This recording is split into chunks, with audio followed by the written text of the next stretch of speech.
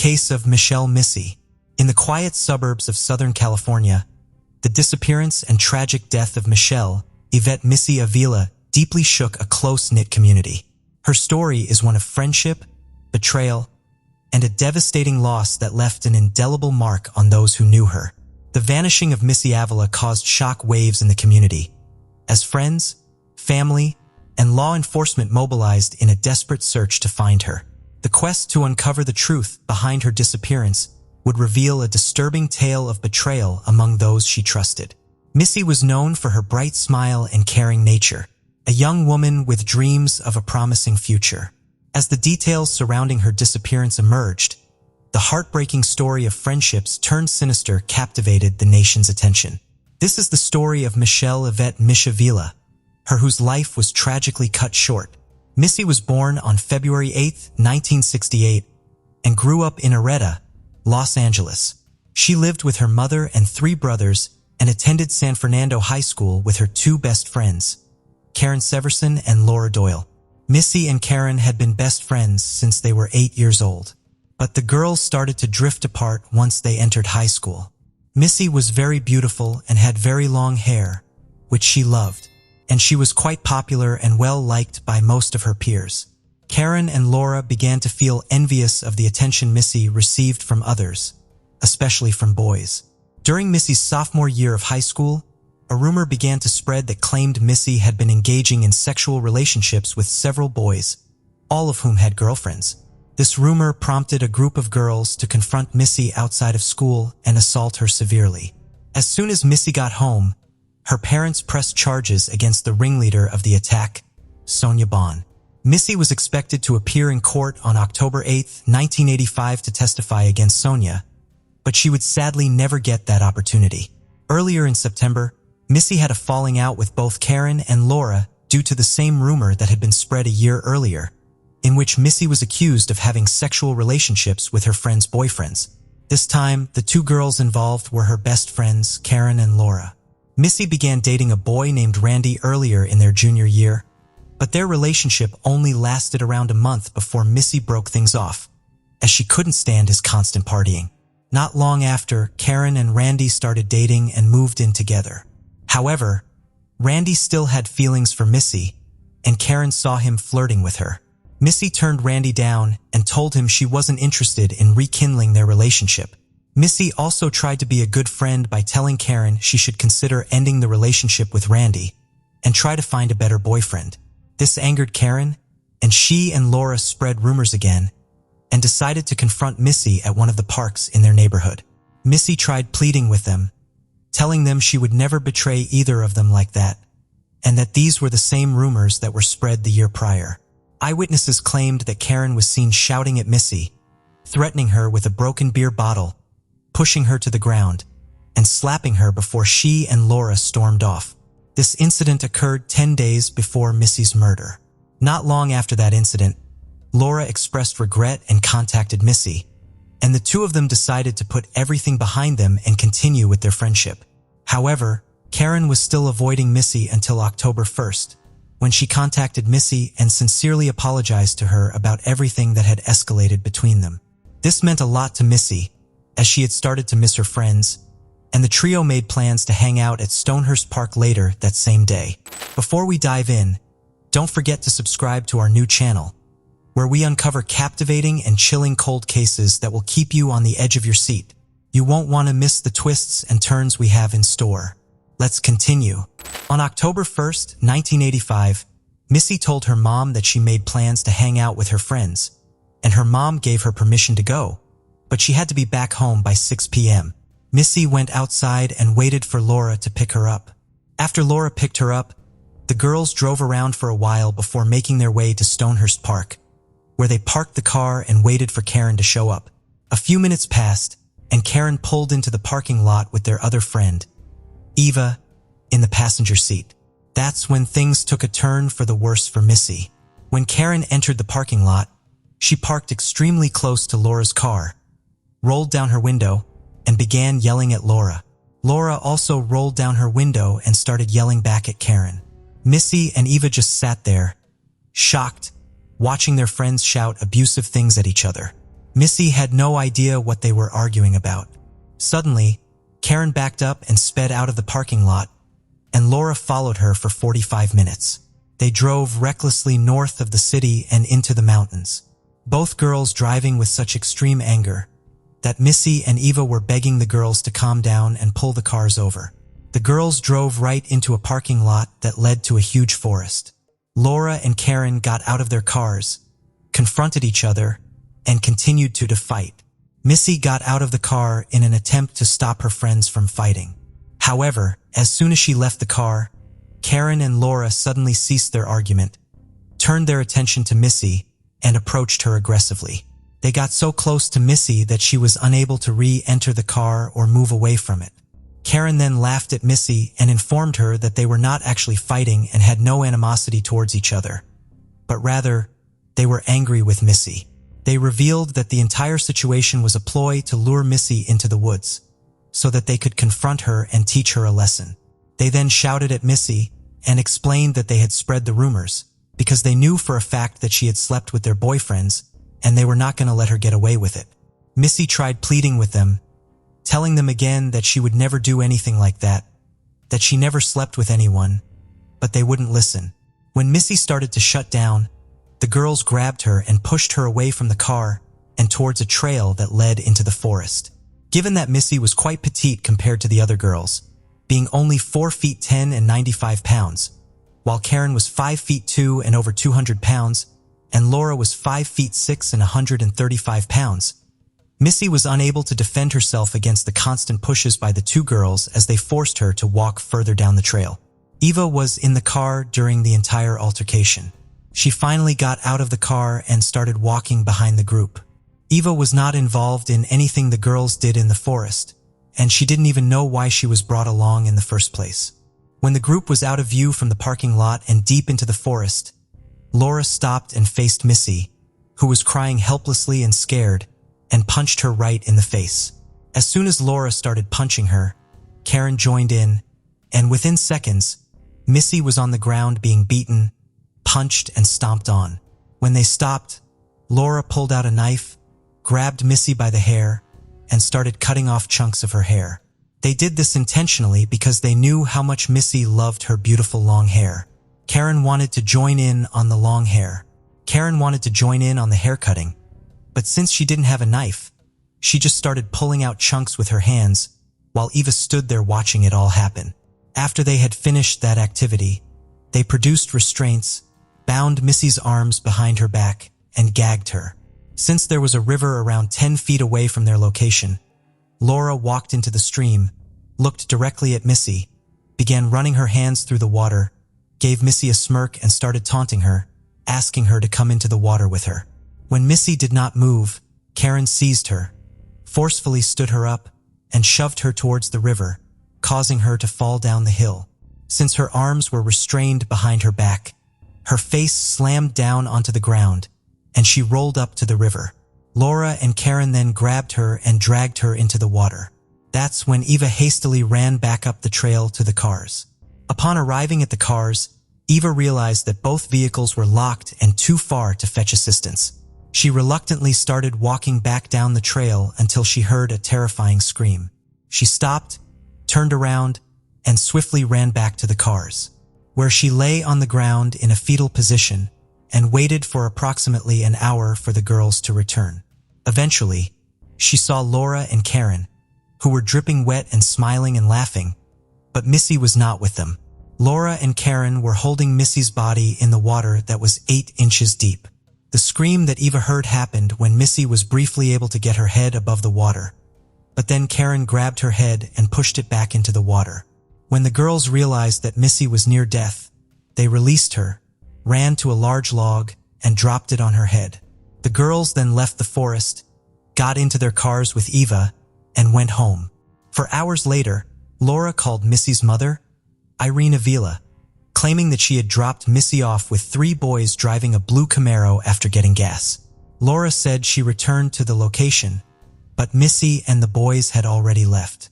On October 4th, 1985, Missy's body was found face down in a stream in Big Tahanga Canyon in Angeles National Forest, 3 days later, by a group of hikers.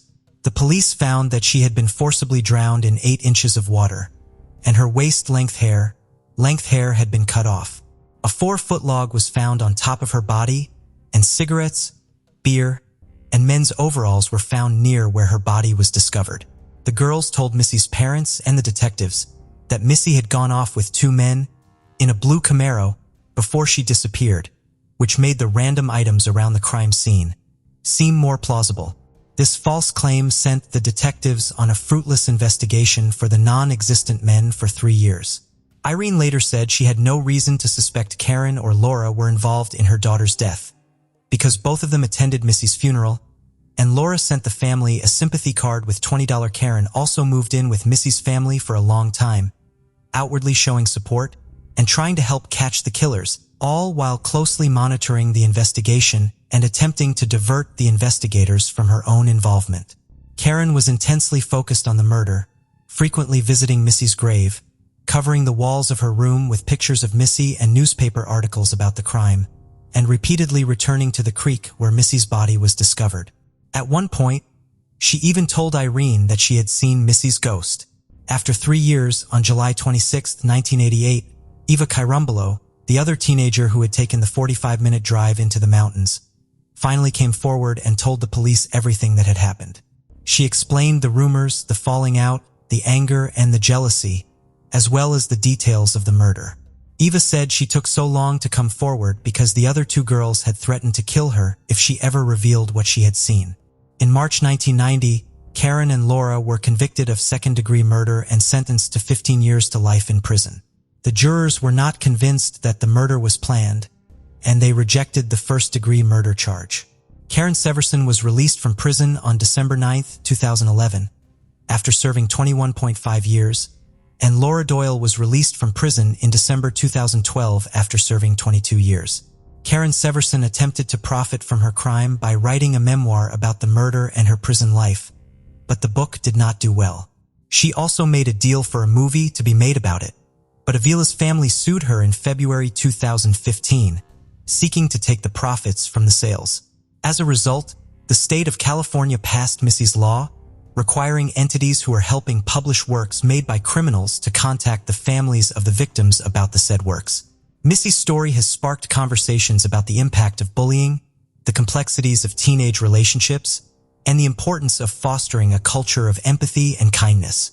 Community initiatives and support networks have emerged to provide resources and support for those affected by similar experiences.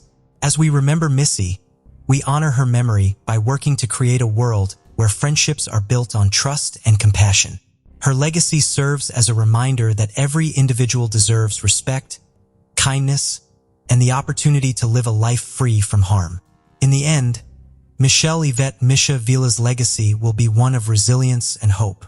May her memory inspire us all to stand up against bullying, support those affected by betrayal, and work towards a future where understanding and empathy prevail.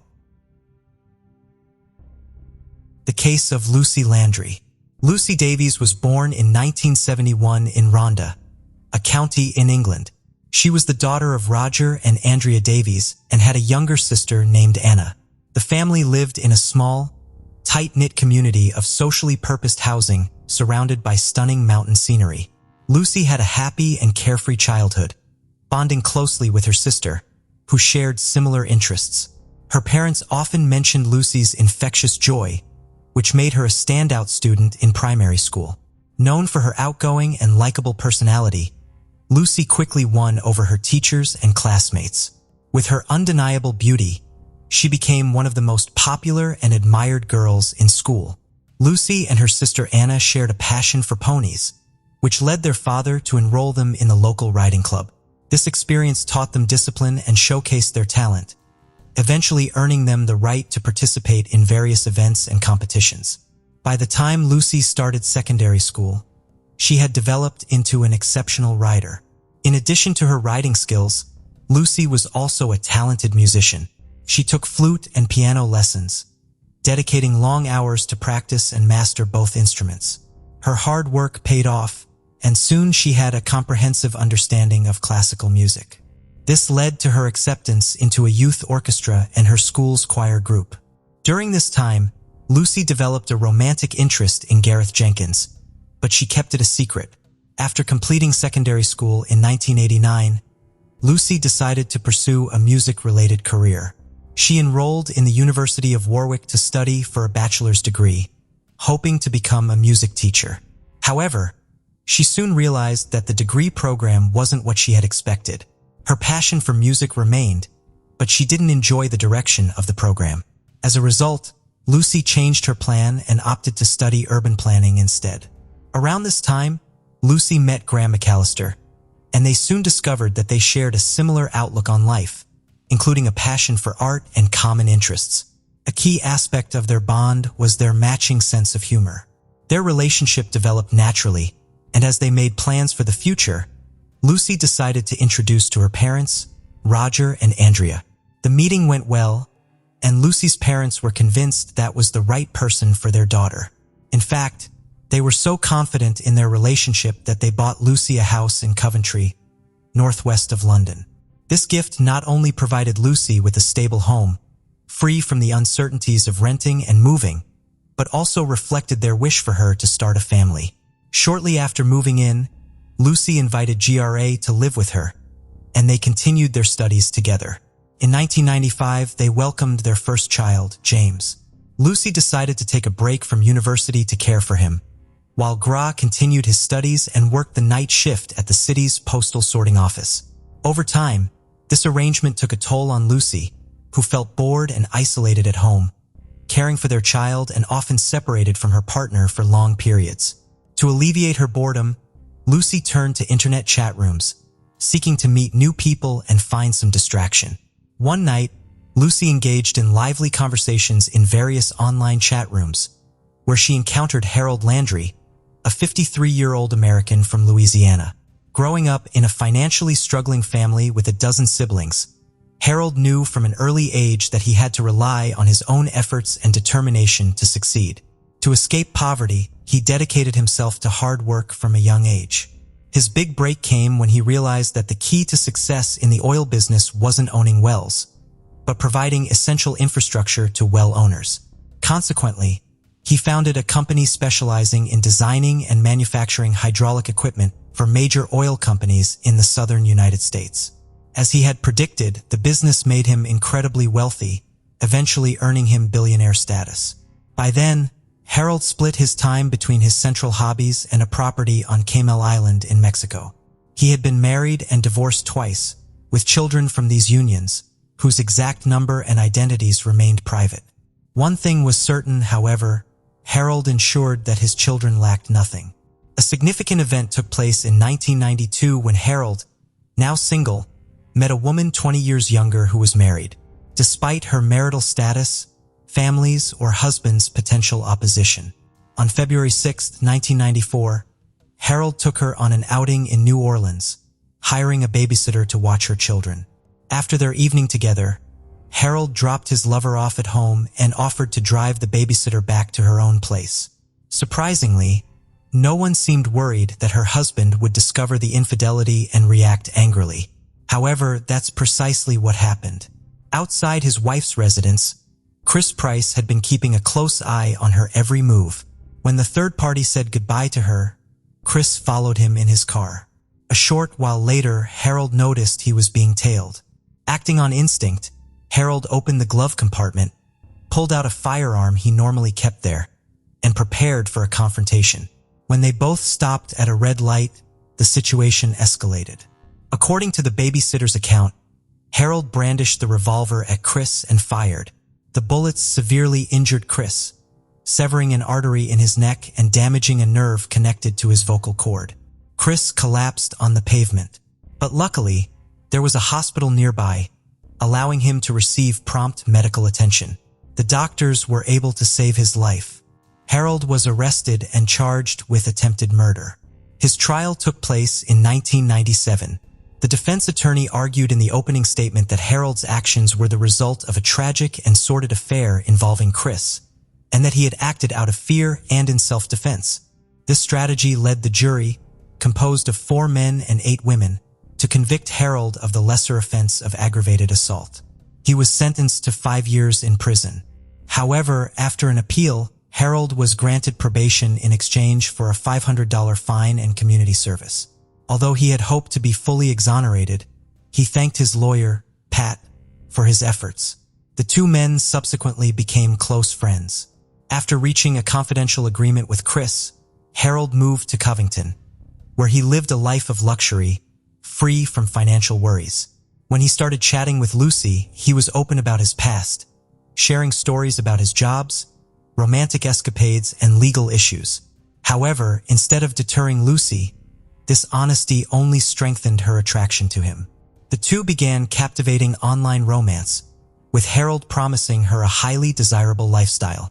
Eventually, his persistence and persuasive abilities convinced Lucy to end her relationship with Gra, clearing the way for Harold to pursue her, without any rival claiming his attention. In the early 2000s, Harold traveled to England to meet Lucy, and she took the opportunity to introduce him to her parents, Roger and Andrea, as her boyfriend. Although they were surprised by the significant age difference, they respected their daughter's decisions and did not object to the relationship.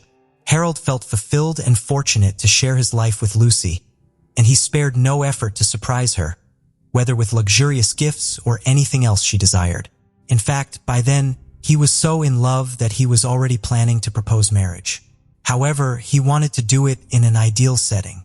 To achieve this goal, Harold took Lucy, her son James, and Gra on a trip to Mexico, a place that had become his favorite. His longtime friend Pat, who had been his attorney in the past trial, also had an apartment close to his residence, which added to the feeling of comfort.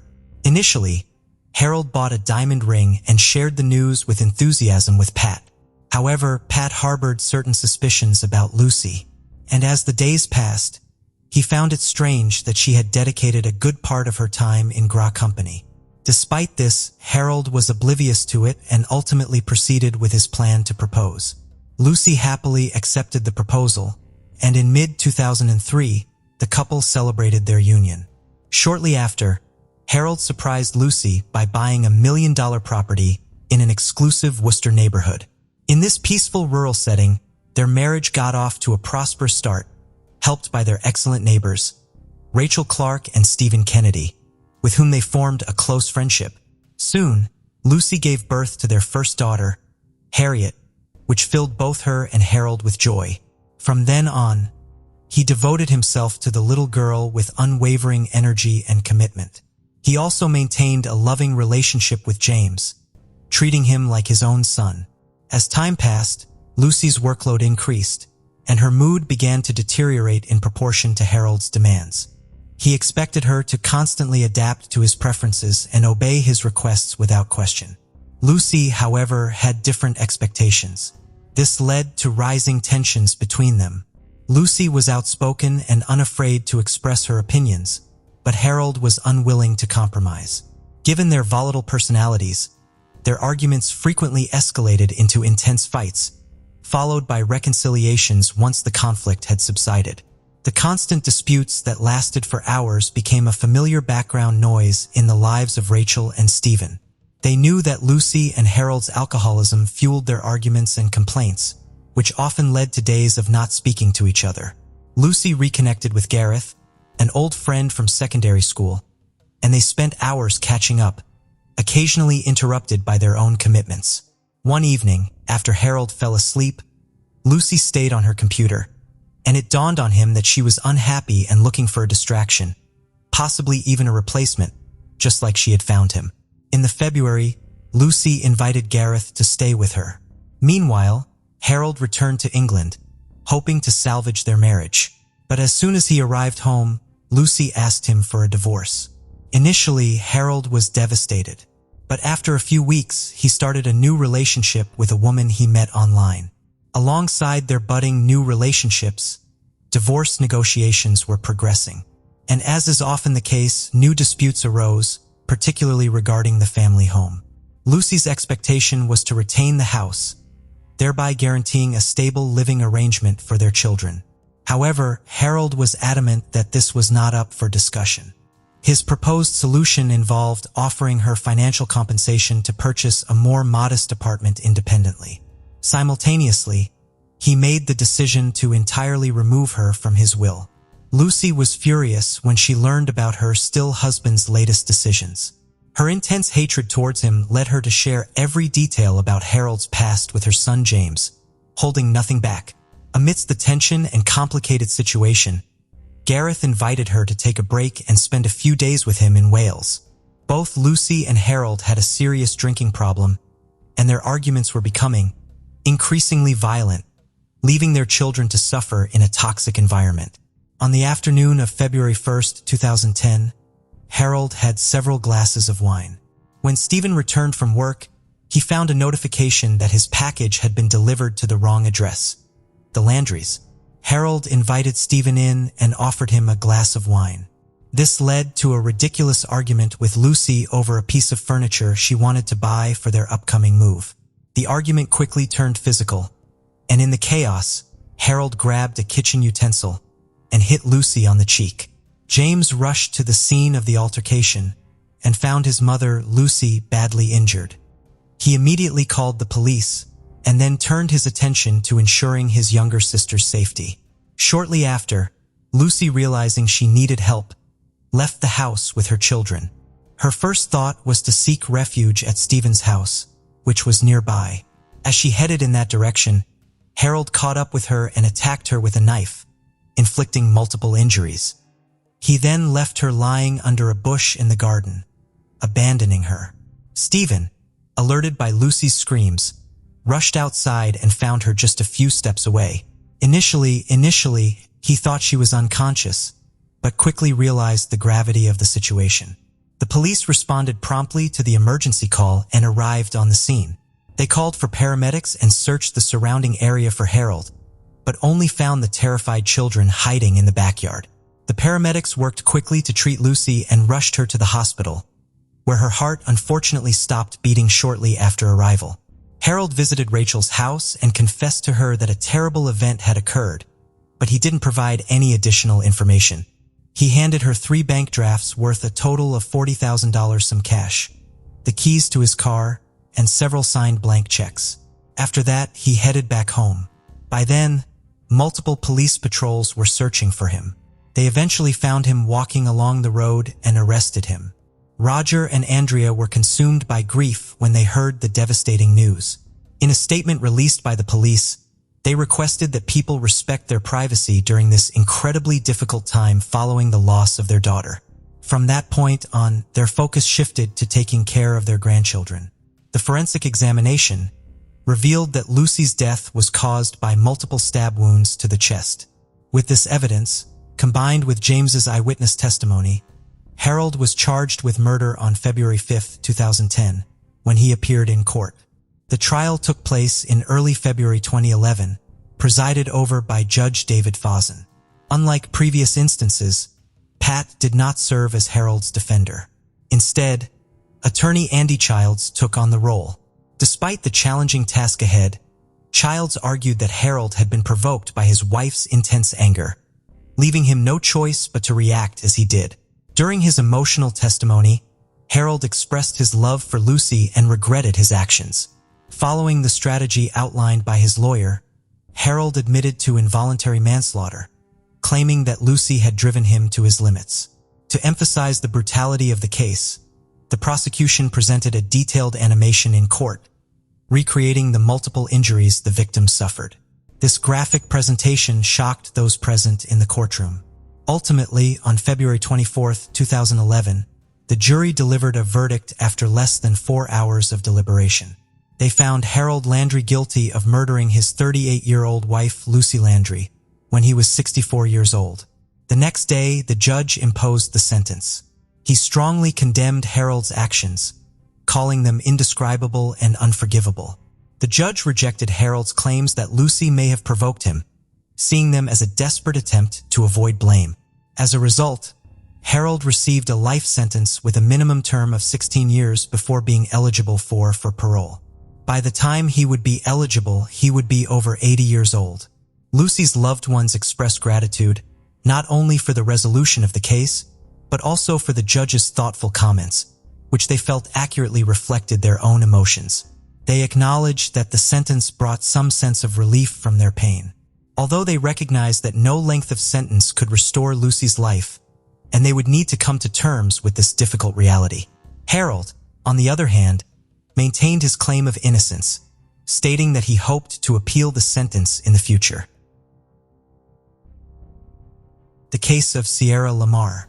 Sierra was born on October 19, 1996, with an older sister, Danielle, who was about 4 years older. Despite their comfortable upbringing, the sisters experienced a traumatic incident when they were younger. Their father, Steve, engaged in inappropriate sexual behavior with a classmate during a sleepover. When the truth was discovered, Steve pleaded no contest to indecent actions with a child and was sentenced to 1 year in prison. This revelation devastated the family, ultimately leading to Steve and Sierra's mother, Marlene, ending their relationship. After the breakup, Marlene started dating a new man. Meanwhile, Sierra and Danielle attended Washington High School, where they were socially active and performed moderately well academically. Sierra was known for her happy-go-lucky personality, being fun-loving, vivacious, and kind. She enjoyed participating in dance competitions and cheering. Marlene moved from Fremont to Morgan Hill, a city 40 miles southwest, with Sierra and Rick Gardner, her boyfriend, in October 2011. They rented a rural ranch-style home on Pitu Hispanic Court, surrounded by agricultural land.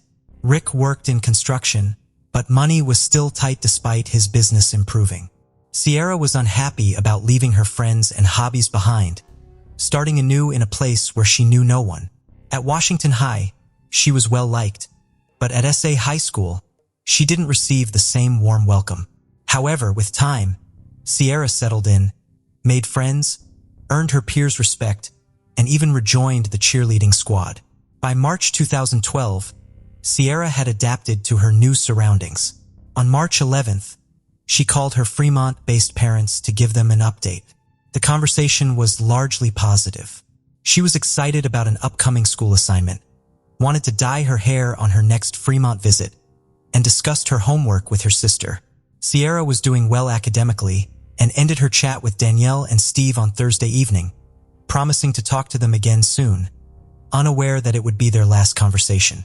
The next morning, February 16, 2012, began like any other in Morgan Hill. Sierra's family got ready for the day around 6 a.m. Her parents, Rick and Marlene, left for work, and Sierra prepared for school. Before leaving the house, she tweeted a friend at 6:29 a.m. Sierra lived far from her school, SA High School, and had to cross a deserted road between Palm and Dury Avenues to catch the bus. As she walked, she texted a friend at 7:11 a.m. to arrange a meetup before classes started. However, when the bus arrived at 7:15 a.m., Sierra was missing. Sierra's friend didn't show up to meet her, so Sierra skipped class and possibly even skipped school altogether. Her friends found this weird, but they didn't think it was important enough to tell the school. The day went on as usual. When the school day ended, Marlene, Sierra's mom, contacted Sierra as usual to check in on her.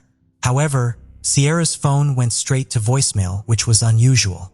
Marlene didn't panic yet, but when she got home and saw that Sierra's room was still empty, she knew something was off. Marlene contacted Steve, Sierra's dad, to see if Sierra was planning to visit him in Fremont, which would have been inconvenient, but not alarming. Unfortunately, that wasn't the case. When Sierra's friends, including Danielle, didn't hear from her, they all left the same worried messages. Marlene finally called SA High School and discovered that Sierra had missed all her classes. Marlene was frantic, recalling their goodbyes that morning. She said that Sierra had spoken to her, said goodbye, and given her a hug. Everything had seemed fine, and she had told her she loved her. She couldn't believe that she wouldn't contact her friends to let them know she was okay and put them through all that suffering. Officers were immediately sent to Pitu Hispanic Court after the authorities were notified. But since Sierra could have disappeared at any moment, there was no specific location for investigators to start their search. They began by questioning those closest to Sierra, including her friends, who were all truthful about the difficult situation Sierra and her family were facing. Although Sierra was typically happy, Her mother's recent divorce had forced her to leave her family and old friends behind just a few months prior. The authorities suspected that she might have voluntarily left, given that she often made lighthearted and serious comments about returning to Fremont. Despite the police downplaying Sierra's disappearance, other factors suggested the opposite. Sierra's sudden disappearance was marked by a complete lack of activity. She stopped posting on social media and didn't respond to calls, which went straight to voicemail. Her phone was off, and her loved ones were left with no way to contact her. As a result, a massive search effort was launched to find her. The investigation began 2 days after Sierra vanished on a Sunday morning. During this time, data forensics experts analyzed her phone's previous activity and made a surprising discovery. In the middle of the night, her phone had briefly turned on, sending a single electrical ping before shutting off again. The phone's coordinates at the time were traced back to a field near Sierra's house at dawn, providing a crucial lead in the case. A search team carefully searched the area where Sierra's phone had last been located and quickly found it near the road. The phone, a Samsung Galaxy, was badly damaged and had clearly been thrown from a vehicle. Investigators determined that Sierra hadn't turned on her phone that evening, but rather the rain had temporarily charged the phone, causing it to send a false signal. A crucial piece of evidence was discovered by sheer luck. The outcome of the investigation hinges on the authorities finding the girl's phone, which was made possible by a raindrop, causing a short circuit. Given the circumstances, the detectives were particularly disturbed by the fact that her phone seemed to have been thrown from a moving vehicle with no signs of footprints, tire tracks, or any other visible evidence. The next day, a search team made a chilling discovery. 2 kilometers from Sierra's house, they found her backpack discarded outside a barn containing her schoolwork, inhaler, and money, items she would have needed for school. It appeared she was forced to abandon her essential belongings. Furthermore, a complete set of clothing, possibly what she was wearing the morning she disappeared, was found in her luggage. This included her pullover pants, socks, shoes, and undergarments. The outfit was sent for DNA testing, which yielded promising results. The DNA analysis revealed the presence of male DNA on her pants, indicating that she was likely assaulted following Sierra's disappearance. The search effort significantly intensified with a surge in local and international sympathy after her phone and clothing were found. The authorities received over 1,000 new leads and invested more than 7,000 hours into the investigation.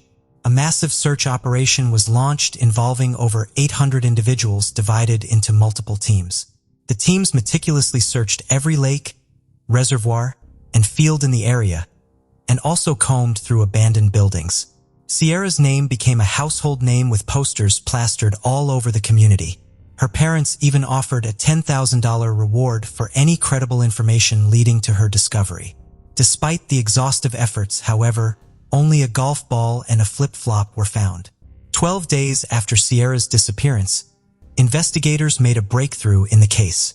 A DNA sample found on her pants was matched to a local man, Antolin Garcia Torres, who lived in the Morgan Hill area. This discovery came after authorities compared the DNA to that of all 57 registered sex offenders living in the same zip code. It's worth noting that Sierra's father, a registered offender himself, voluntarily came forward and shared his prior criminal history with the police shortly after his daughter went missing. He was quickly cleared as a suspect, allowing investigators to focus on other leads.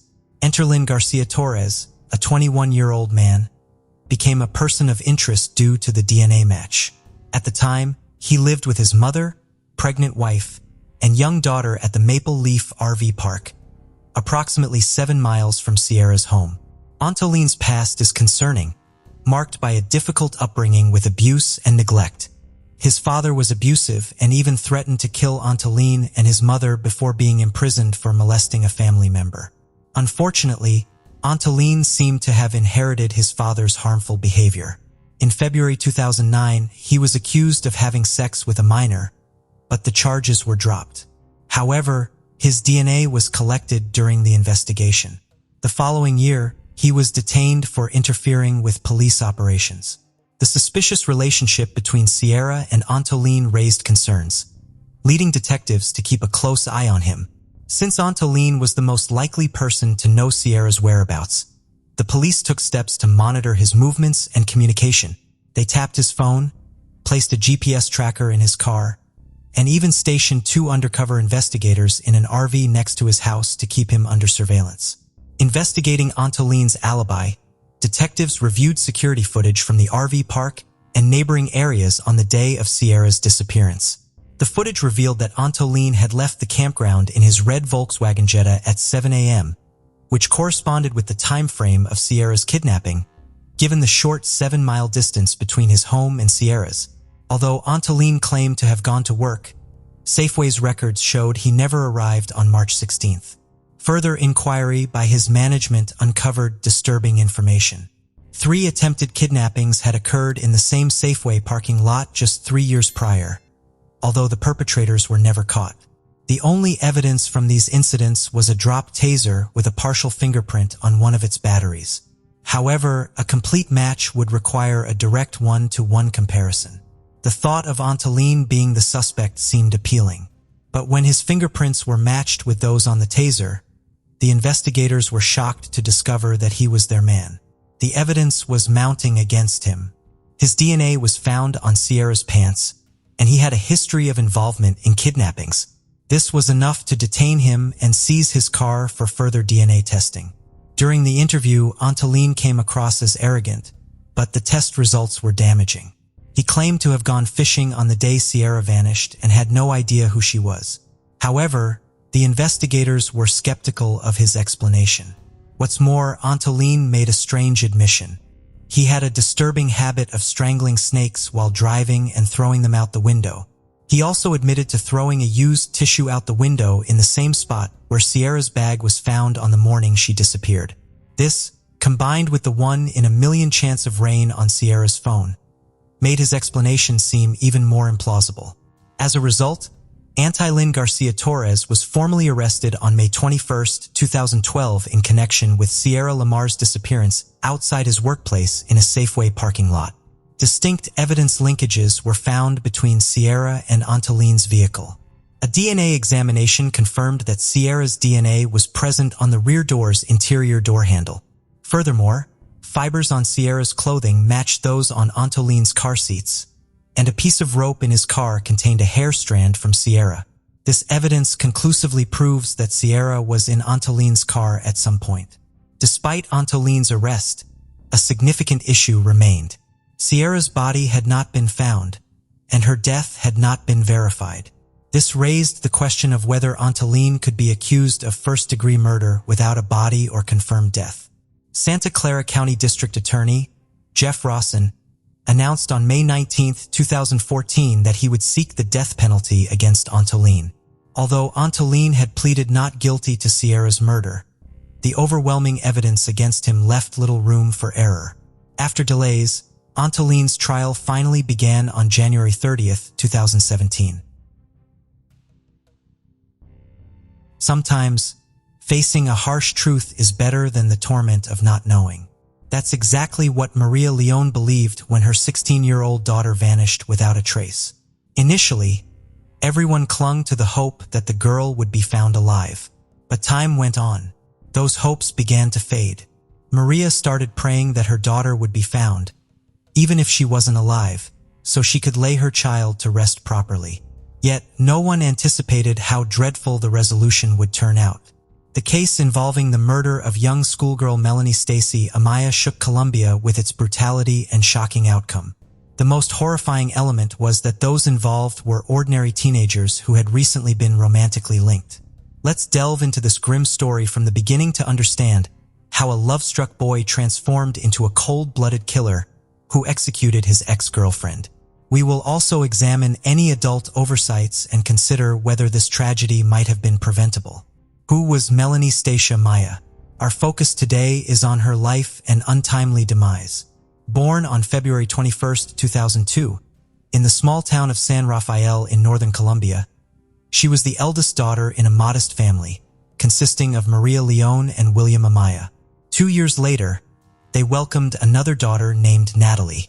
From an early age, both girls were very close-knit, sharing secrets and developing strong bonds with their mother. Melanie showed creative talents early on. She drew beautifully and had an innate passion for cosmetics. She loved painting her dolls' faces along with those of her mother and sister, and even friends, declaring she'd become a stylist and makeup artist someday. Academically gifted too, she did well at school where teachers described her as talented and driven, qualities which made her both sociable and friendly. She could light up any room. Naturally charismatic, it wasn't surprising that Melanie had many friends inside and outside school. Her attractive appearance garnered attention, aided by her adept use of cosmetics. But life took a hard turn when Melanie turned 14. Her parents filed for divorce then, but managed to separate amicably while keeping warm relations intact.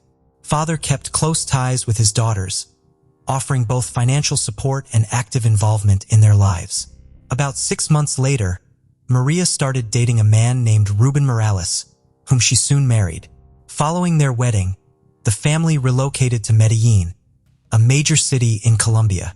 Here, Ruben had secure employment, and the girls found ample opportunities for education and personal growth. The stepfather developed an excellent relationship with his teenage stepdaughters. He readily invested in their education and hobbies, ensuring the girls enjoyed a more comfortable life. Treating them as his own daughters, he surrounded them with care and attention. During high school, Melanie began exhibiting a challenging, somewhat rebellious nature. She became seriously interested in music and even contemplated leaving school to focus solely on this passion. Dreaming of becoming a DJ, she requested a mixing desk for her birthday. Additionally, she had several large tattoos on her arms, back, chest, and leg, bold and brightly colored. Her parents did not impede her quest for self-expression, but were shocked upon discovering that Melanie experimented with illegal substances. Beneath her unconventional behavior and appearance experiments was an individual who ultimately led to her demise. On her 14th birthday in 2016, Melanie decided to host a party inviting all her friends along with a DJ. Lacking funds for hiring a professional musician, but receiving contact information from acquaintances, Melanie reached out to 16-year-old Miguel Angel Perea, an aspiring yet talented disc jockey. After some deliberation, the birthday girl decided to call him. Miguel proved exceptionally talented and possessed notable charisma. He captivated young Melanie completely. Then, after celebrating her birthday day, they continued communicating. Within weeks, teenagers were frequently seen together, strolling through parks or around the city streets. Melanie introduced him as her boyfriend. They quickly became inseparable while displaying mutual affection, holding hands tenderly, demonstrating their feelings openly wherever they went. Miguel came from quite modest or rather poor means, but treated his young girlfriend respectfully and admirably, captivated by both respect, genuinely almost instantly charming when meeting, introducing himself warmly towards parents, earning acceptance, fostering no interference, supporting relatio. Over time, he increasingly spent more time at the residence tied to his passport, integrating into the family dynamic. Miguel once confided in the girl's parents about difficulties at home. His mother disapproved of his involvement in music lessons, leading to a conflict that ended with him being physically harmed and subsequently evicted from his home. Maria offered him shelter temporarily until things could stabilize, not realizing the potential implications of introducing a disruptive influence into their family environment. Consequently, Melanie and Miguel began cohabitating. Initially, they experienced a harmonious period lasting 6 months, during which both teenagers appeared elated by their newfound togetherness. However, as time progressed, Miguel revealed aspects of his character that had an adverse impact on Melanie. Her academic performance deteriorated noticeably. Her behavior and appearance became increasingly provocative. Additionally, she started adorning herself with tattoos and expressed intentions to abandon school. With time, disagreements between the couple became frequent. While they initially attempted to resolve these conflicts outside the family home, such disputes eventually occurred openly within it. A significant concern for Maria arose upon discovering that her eldest daughter was involved in illegal substance use supplied by Miguel. In response to this revelation, Maria initiated a serious conversation with Melanie, who admitted tearfully to limited experimentation with drugs and promised never to engage in such behavior again. Despite deciding it was best for Miguel to leave due to his negative influence on their daughter, Melanie intervened on his behalf, assuredly promising improved conduct for both herself and Miguel moving forward. Reluctantly acquiescing after some deliberation proved to be another misstep for Maria and Ruben, as troubling signs soon emerged. Unexplained bruises on their daughter's body were evident, but consistently attributed by Melanie, either sports activities or clumsiness, rather than implicating her boyfriend's actions. 6 months later, a significant incident occurred. During a heated argument, Miguel assaulted the girl so severely that she needed medical attention. Maria wanted to file a police report for assault and bodily harm, but Melanie discouraged her, stating she would deny everything and refuse to accuse her partner. Melanie's parents tried to separate the couple and forbid them from living together. However, Melanie threatened to run away with him if their relationship was obstructed in any manner. This toxic relationship persisted for over 2 years until Melanie recognized it was detrimental to her well-being. In early May 2018, another intense quarrel erupted between the teenagers, escalating into physical violence. This time, Melanie took initiative and told Miguel their relationship was over. She demanded he pack his belongings and leave her home immediately, or she would contact the police about the abuse she endured. Miguel complied with her demands, but later asked for forgiveness. Despite this, he could not let go emotionally. Miguel began stalking Melanie, tracking her movements and monitoring whom she interacted with, and he regularly called and messaged her. His messages ranged from declarations of love and apologies to death threats. Concerned about this obsessive behavior, Ruben sought a restraining order against Miguel for the safety of his stepdaughter. Nevertheless, law enforcement dismissed his concerns, seeing no threat in what they perceived as teenage drama. Maria also reached out to the prosecutor's office citing potential danger posed by Miguel. However, authorities did not take her seriously either. They assumed incorrectly that an 18-year-old young man wouldn't harm his ex-partner, a belief rooted in unfamiliarity with his true nature. Mysterious disappearance of a schoolgirl. Almost 2 months had passed since the couple's separation. Miguel seemed to have calmed down and was no longer looking for meetings with Melanie. The girl lived her old life.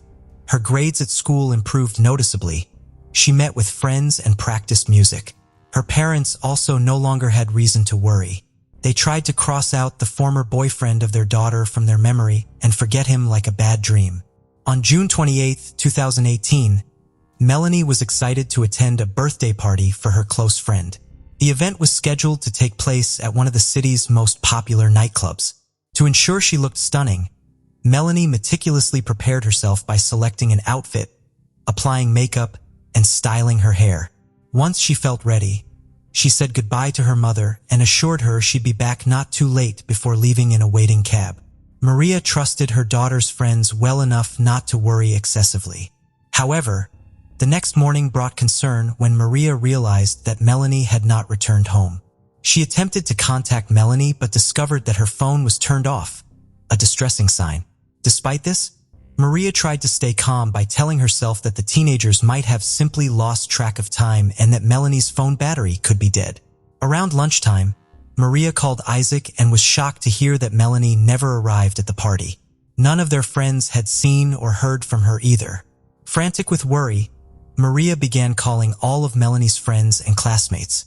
Unfortunately, no one could provide any useful information about her whereabouts since she left the house.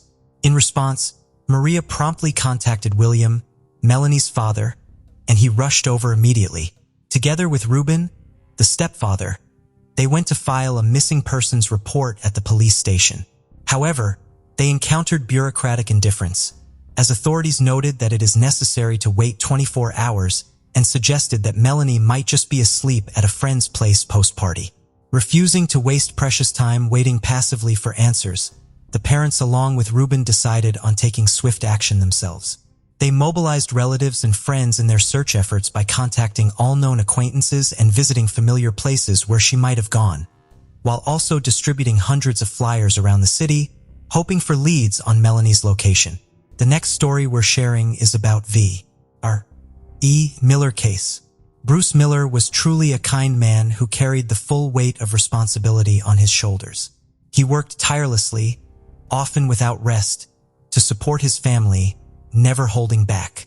His life was dedicated to making his wife happy. He was her supporter, her protector, and her source of stability. But in a cruel twist of fate, instead of being rewarded for his dedication and love, he became the victim of a ruthless crime. Bruce fell prey to the dark side of the internet. His feelings for Sherry grew after he hired her and helped raise 3 children with her.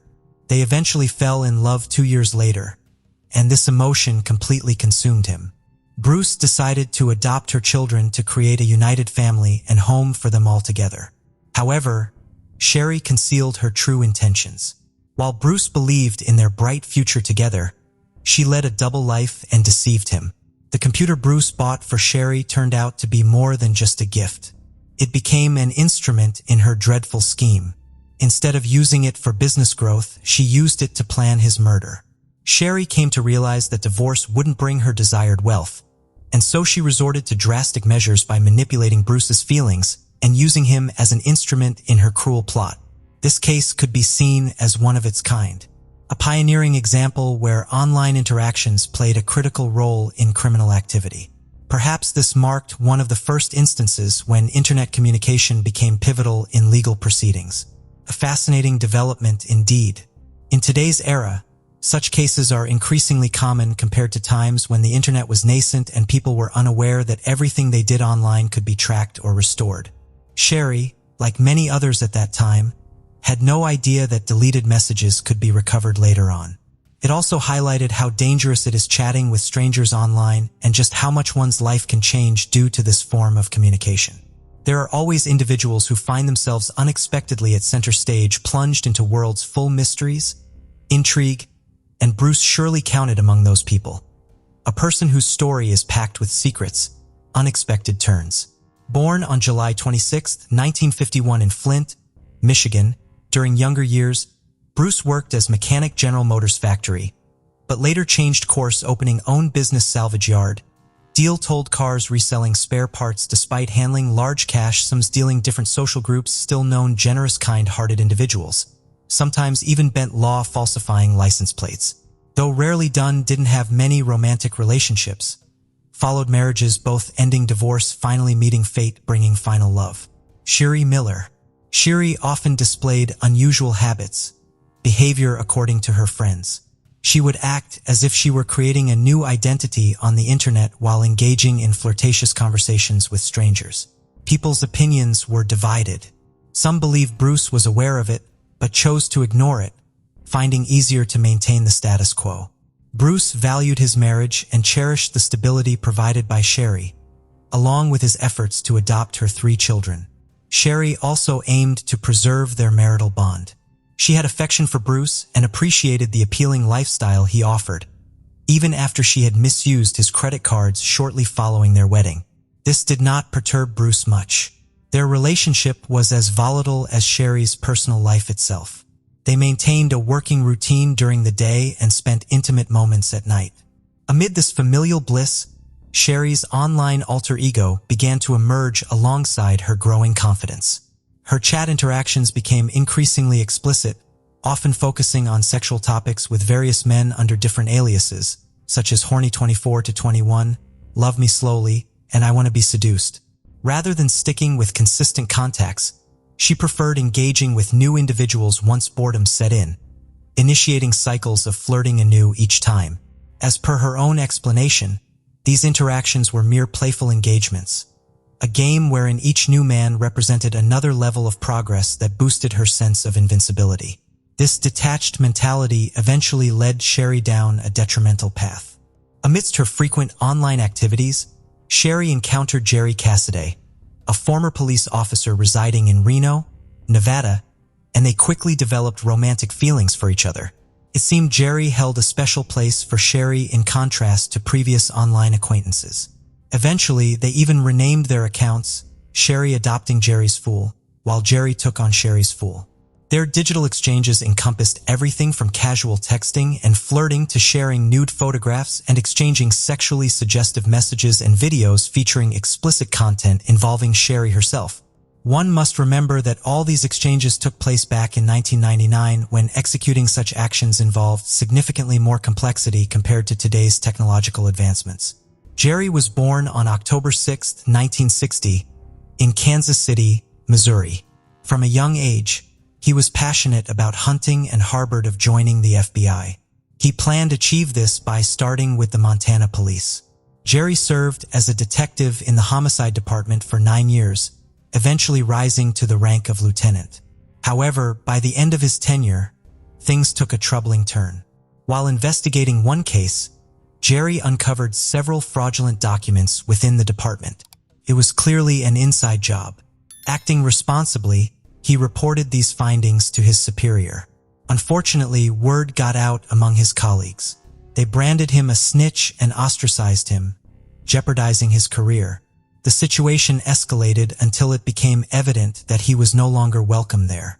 After being demoted, Jerry chose to resign from his position in 1994. This had a profoundly negative impact on him. Consequently, he began struggling with alcohol and substance addiction while also battling depression. Not long after these events unfolded, Jerry's wife divorced him. This divorce further affected him as it resulted in losing visitation rights with their son. Despite these setbacks, Jerry managed to reclaim some stability by taking up employment as a security officer at Harrah's Kansas City Hotel and Casino. In 1999, he relocated to Reno and found work at another casino there. During this period, Jerry met Sherry through an online platform and soon transitioned their relationship into real-life interactions. Rather than viewing the relationship as a passionate affair, Sherry started to exploit Jerry. Her influence over him became evident to those who knew him well. His observed that Jerry seemed to exhibit symptoms akin to bipolar disorder. He was highly enthusiastic when Sherry was around, and deeply despondent in her absence. It wasn't long before Sherry began her deceitful manipulations. In September, she falsely declared that she was pregnant with Jerry's child. Shortly after, she claimed that she had miscarried due to Bruce allegedly beating her, though this was entirely untrue. Bruce, in reality, was a diligent family man and not the dangerous individual Sherry depicted him as. Jerry, unaware of the truth, became exceedingly angry. Losing his supposed unborn child and believing Sherry was subjected to violence were unbearable for him, a lot for anyone. Concurrently, Sherry dissuaded Jerry from confronting Bruce by claiming Bruce had significant influential connections and substantial wealth that would ensure they faced retribution if they acted against him. Just 1 month later, Sharif fabricated another story about being pregnant with twins. One crucial detail is that in 1995, Sherry underwent a tubal ligation procedure, which rendered her unable to conceive, but she never disclosed this information to Jerry. This shocking disclosure underscores the extent of deception involved in their relationship. On November 5, 1999, Jerry received a disturbing email that was purportedly from Bruce. The message stated that Sherry was gaining weight due to the 2 unborn children she was carrying and expressed her desire for an abortion to lose the extra pounds. Jerry, filled with anxiety, attempted to reach out to Sherry, but could only manage a brief text conversation in which she mentioned needing to leave for a few days. The following day brought another message, supposedly from Bruce. This time it informed Jerry that Sherry would be returning home soon and implied that the abortion had been completed successfully. However, it also indicated that Sherry would no longer be able to conceive. Enclosed in this communication was a staged photograph showing Sherry covered in bruises. Jerry experienced overwhelming rage. He contacted Sherry the next day, and they concluded that the only solution was to eliminate Bruce. They meticulously planned their approach. Routes, a parking spot, and the best location and time for executing their plan at the yard. Driven by his mounting anger, Jerry departed from his home towards Michigan that same evening. As Bruce prepared to leave work later, he received a call from Sherry, asking him if he could pick up pizza on his way back, a distraction integral to their plot.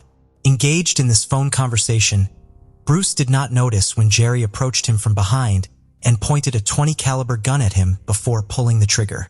Having committed the crime, Jerry returned home while Sherry set into motion their next phase of cover-up activities. She contacted Bruce's brother, Chuck, expressing concern about Bruce's failure to return home yet.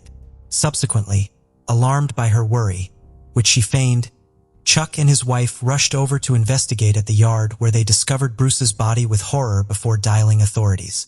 The authorities first suspected a robbery. Bruce's old friend, John Hutchinson, was their primary suspect right away. John owed his employer over $5,000 and had previously been involved with Shaw. His alibi was weak and he failed the polygraph test. No surprise the police had their doubts about him. Consequently, John was detained for questioning, but due to insufficient evidence, he was eventually released.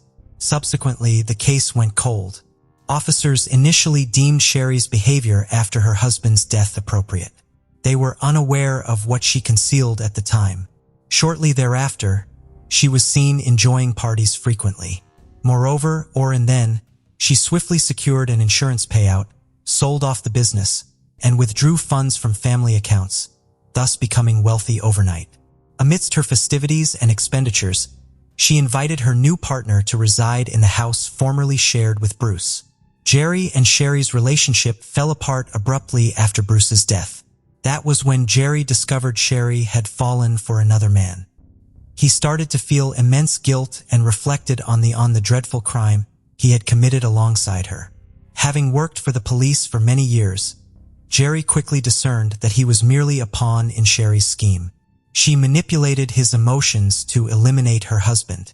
It dawned on him that Bruce was truly an innocent man. None of the accusations Sherry had fabricated involved abuse, affiliations, beatings, or children. Even the pictures presented as evidence were dated 1994. 3 months later, on February 11th, Jerry Cassidy chose to end his life. He was found alone in the apartment he rented from his cousin with a .22 caliber rifle beside him. Among his belongings were letters to his family and a note and briefcase addressed to his lawyer, John O'Connor. When John opened the briefcase, he discovered clear evidence of a crime that sealed Sherry's fate. In addition to various pieces of evidence unearthed after Jerry's death, there was also a note where Jerry confessed to killing Bruce and placed all blame squarely on Sherry. The note outlined how all available evidence would be handed over to the police. Jerry expressed deep regret and acknowledged his foolishness in being manipulated by Sherry into committing such an act. He revealed that everyone would now understand why he descended into depression. He had been unable to reveal the truth until now. Jerry also claimed that Sherry aimed solely at securing money and eliminating her husband. She succeeded in her goal, but disregarded the harm caused along the way. Following this startling revelation, authorities swiftly apprehended Sherry and charged her with second-degree murder and conspiracy to commit murder. The trial commenced 10 months later, on December 12th. Given the nature of her internet-related crime, public curiosity was exceptionally high. Sherry pleaded not guilty during the proceedings, and her defense attorney suggested that Jerry had fabricated his evidence against her out of guilt. They also attempted to shift the blame back onto JN. During the trial, disturbing messages between Sherry and JN were presented, wherein they discussed using a firearm. It was highlighted that a day after her husband's death, she altered her first name, last name, and address. After Jerry's demise, she repeated this action. The case concluded successfully in court, and after only 2 days of deliberation, the jury delivered its verdict. Sherry Miller was found guilty of second-degree murder, and on January 9, 2001, she received a life sentence in prison. However, several complaints arose from the defense regarding the trial. One notable issue questioned the admissibility of Jerry's letter as evidence. This concern led to such significant implications that 7 years later, in February 2008, a judge ordered a retrial for the case. Consequently, as per federal court decisions, Sherry was released from prison in July 2009 until further trials could be conducted. For over 3 years, she walked free without restrictions, even accessing internet and dating sites. However, many individuals, especially Bruce's and Jerry's families, opposed this release, deeming it due to an absurd technicality. Back in August 2012, the district court reversed its decision and Sherry returned to prison, where she has remained since. While she was at large, Sherry successfully reconnected with her children. This reconnection had a notably positive impact on her. In April 2016, she wrote a letter admitting guilt despite previously denying it. She explained that her initial denial stemmed from fear that an admission would hinder her chances of appealing for a retrial. Her attorneys had advised such action, however. They later denied this claim. They asserted that if they had known about her guilt earlier, they would have recommended pursuing a plea deal. Under such circumstances, Sherry would have faced only 15 years of imprisonment, as opposed to the longer term she is currently serving. By then, Sherry had already spent 2 decades behind bars. Notably during this time, she entered into her 4th marriage with Michael Dinoey. Michael learned about her story through media reports and became interested in her situation, eventually proposing during their first meeting. The horrific murder that shocked all of Canada happened by sheer chance, triggered by the pathological lies of a criminal who got tangled in a web of his own deceit. Brett Ryan was born in 1980 in Toronto into a large close-knit family. Besides him, the Ryan couple had 3 more sons, older Christopher and Leland and younger AJ. The parents, who advocated for a healthy lifestyle, tried to instill the right values in their children. The head of the family worked at a newspaper and moonlighted as a fitness coach in his spare time. The mother devoted herself to housekeeping and growing flowers, which was her passion. The woman had to be strict, sometimes even harsh, in raising 4 boys, while the father was known for his gentleness and restraint. Each of the sons followed his own path in life. Chris worked as a conductor and was very modest. Leland found his calling in photography and music, and Brett was always described as a gregarious, cheerful guy. Chapter 2: Brett's Academic and Financial Woes. After finishing school, Brett enrolled at the University of Toronto, but quickly encountered difficulties with his studies. The young man went through 2 painful breakups with girls, after which he couldn't focus at all on preparing for exams and eventually dropped out of college. He watched with envy as his friends and classmates built relationships, got married, and achieved success, while he couldn't get anything right. This bred a sense of failure in Brett. After getting a job as a painter, the guy realized this wasn't for him. At the same time, Brett loved himself, strived to look good, and spent a lot of money on his own needs and on girls. Because of this, he accumulated a large debt, 60,000 Canadian dollars, which he had no way to repay. Creditors started demanding their money back, which plunged Brett into a deep depression. The young man felt like a total loser, but never confessed his problems to anyone. Chapter 3: Brett's Bank Robbery Plan. Desperately trying to find a way out of his predicament and quickly get his hands on a large sum of money, Brett resolved to rob a bank. On October 20th, 2007, he set his plan in motion. The guy chose a financial institution not far from his house. To disguise himself, he wrapped his face in bandages and faked an injury to his left arm.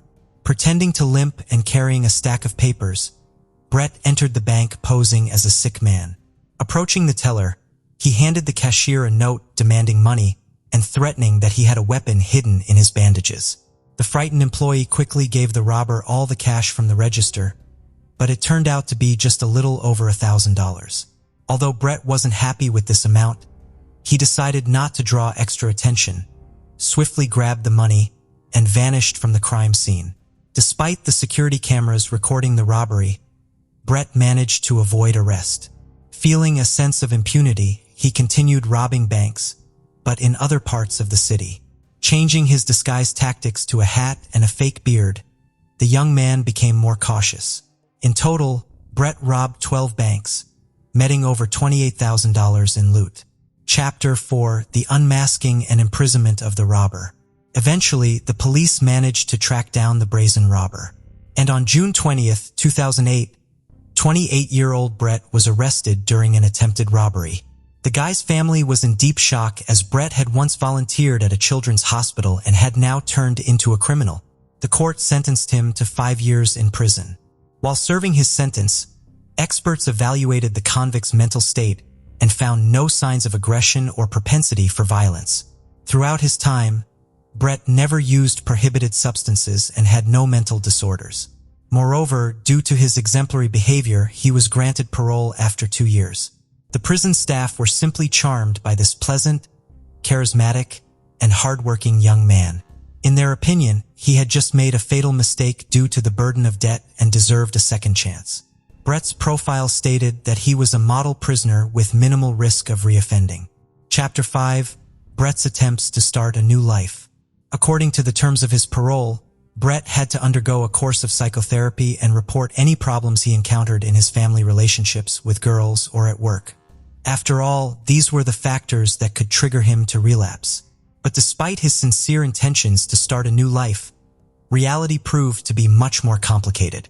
The debts didn't go away, and there was no way to pay them off. Finding a job with a criminal record turned out to be extremely difficult. No one wanted to hire an ex-convict even as a painter. In desperation, Brett declared bankruptcy. His parents came to the rescue, supporting their son financially.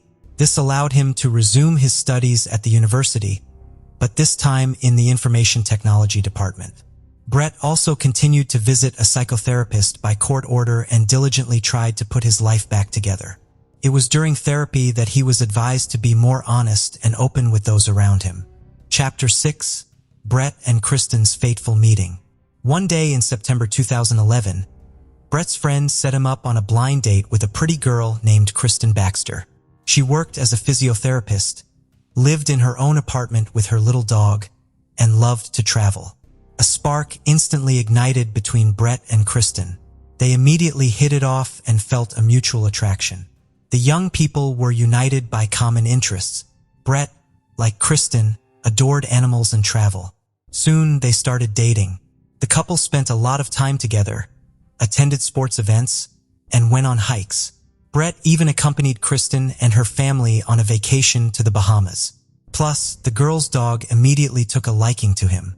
It seemed that Brett's life was finally getting back on track, and he was no longer drawn to dubious ventures. He longed for a quiet and cozy life next to his beloved girlfriend. In January 2013, Brett moved into Kristen's apartment, marking a new stage in their relationship. The couple began to think about getting married. Chapter 7: Hiding the Truth from His Beloved. A new life began for Brett. The young man who had grown up in a quiet suburb was now immersed in the bustle of vibrant city life with its numerous restaurants, shops, and interesting places. The young couple enjoyed visiting cozy eateries together and taking evening swims in the pool. However, as it turned out, all this time, while Brett's brothers were building their careers and becoming independent, he was only studying, living on his parents' money. The couple often traveled to warm countries together. Brett's father suddenly passed away. The young man temporarily moved in with his mother to help with the funeral arrangements and support her during this difficult time. That's when he confessed to Susan that he was madly in love with Kristen and dreamed of marrying her. However, he didn't have the money for a decent engagement ring, so he hesitated with the proposal.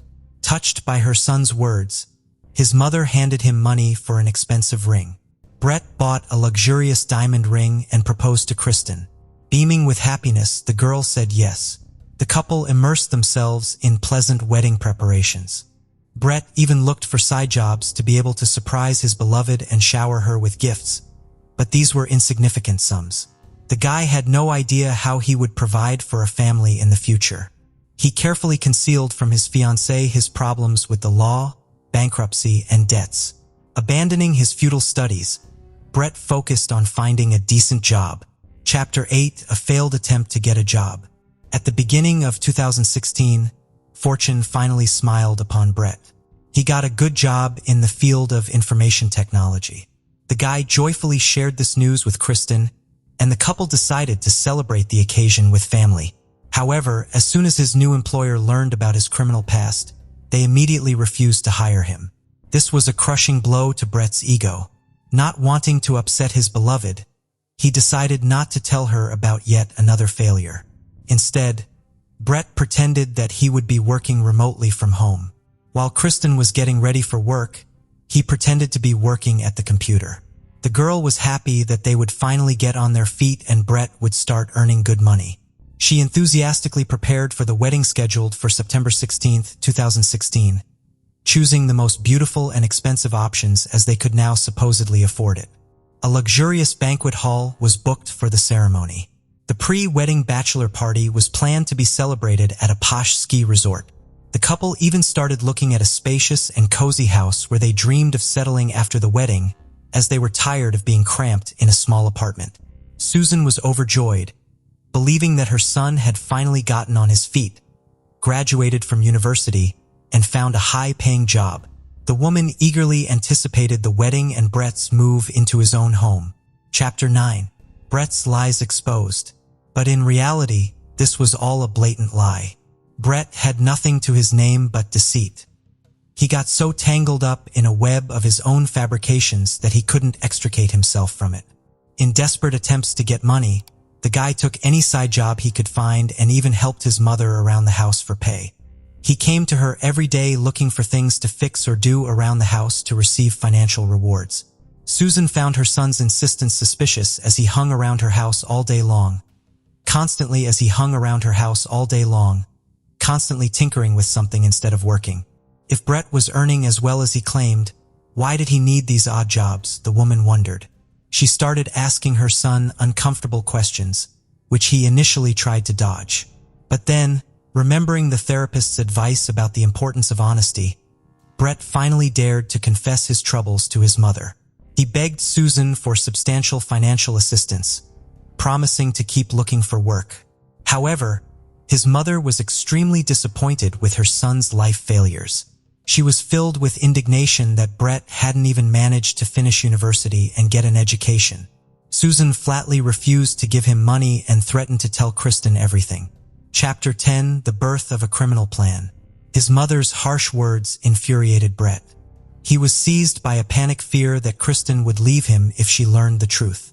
The guy was desperate to avoid this at all costs. More than anything in the world, he feared ending up on the streets again, without his beloved girlfriend and returning under his mother's care. Brett didn't want to fear like a miserable loser for the rest of his life, and then a monstrous plan took shape in his head.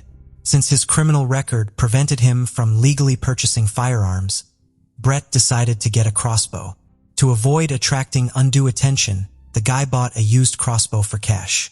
The next day, Brett went to his mother's house again, supposedly to help with repairs for money. Chapter 11. The Bloody Massacre.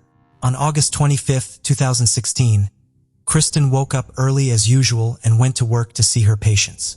Brett pretended to stay home and work, but in fact, he started getting ready to go to his mother's. Suddenly, it dawned on the guy. To avoid suspicion, he needed an alibi.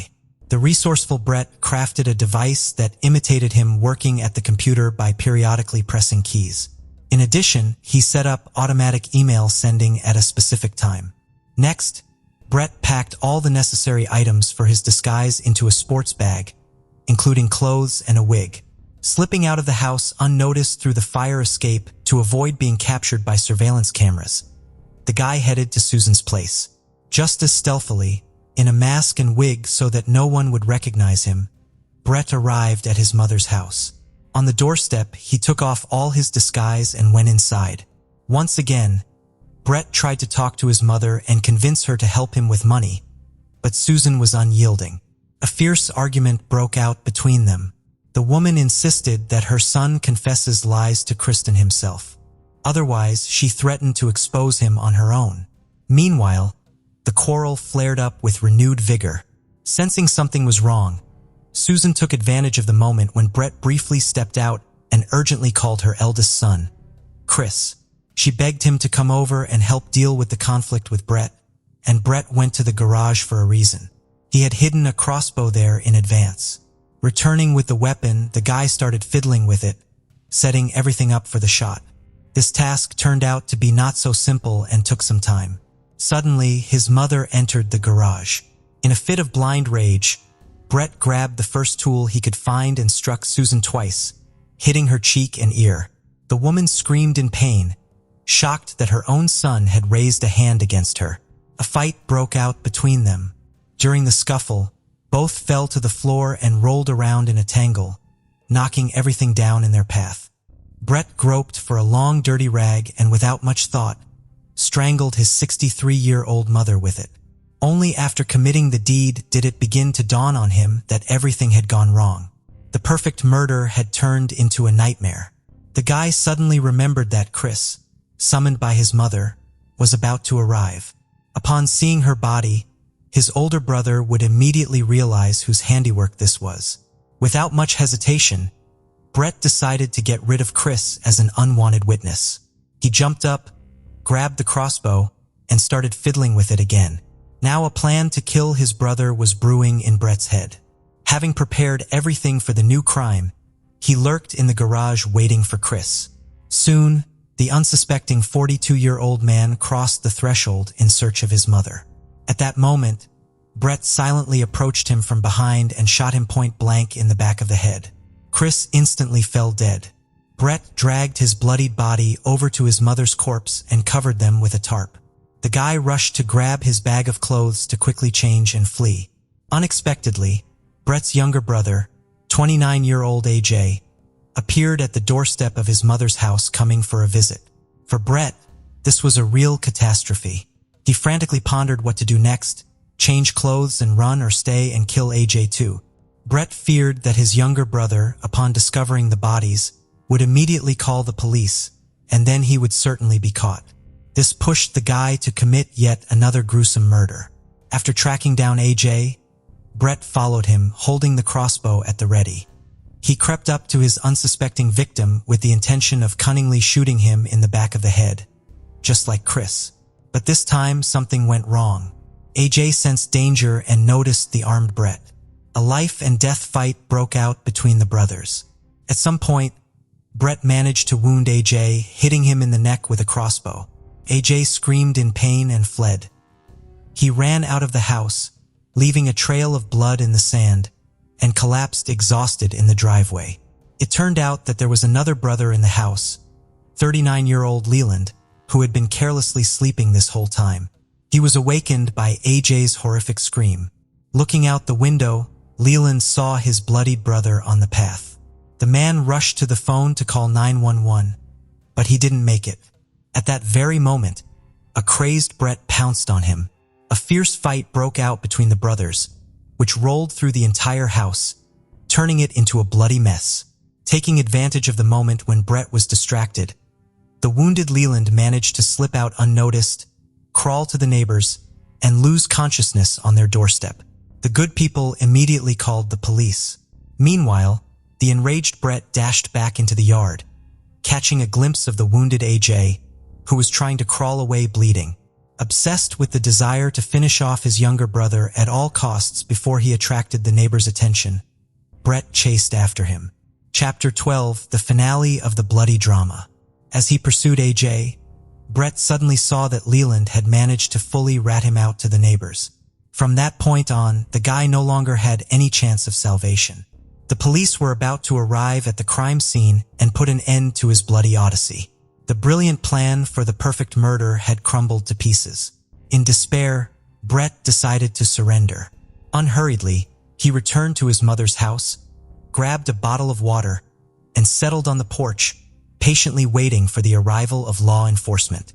When the first patrol cars and an ambulance pulled up, the medics immediately pronounced Susan and Chris dead. AJ was still showing signs of life, but was in extremely critical condition. On the way to the hospital, he died from his injuries. As for Leland, although he was hurt, he survived. He was urgently hospitalized and provided with the necessary medical care. Over time, the man Chapter 13. The shocking truth for Kristen Brett was arrested at the crime scene and faced terrible charges of triple first-degree murder and attempted murder of his brother. The news stunned Kristen as there were only 3 weeks left until the wedding. The unfortunate bride learned the horrifying truth about her beloved for the first time. His criminal past, conviction for robbery, financial problems, lack of a job, and the gruesome murder of his own family. How could she have lived under the same roof with this monster for so long? The shocked girl immediately canceled the wedding. Returning to the apartment, Kristen discovered the contraption Brett had crafted himself for his alibi. Not understanding what this strange gadget was, she mistook it for an explosive device and frantically called the police. Law enforcement officers arrived at the scene, promptly evacuated the building's residents, and began cautiously examining the mysterious device.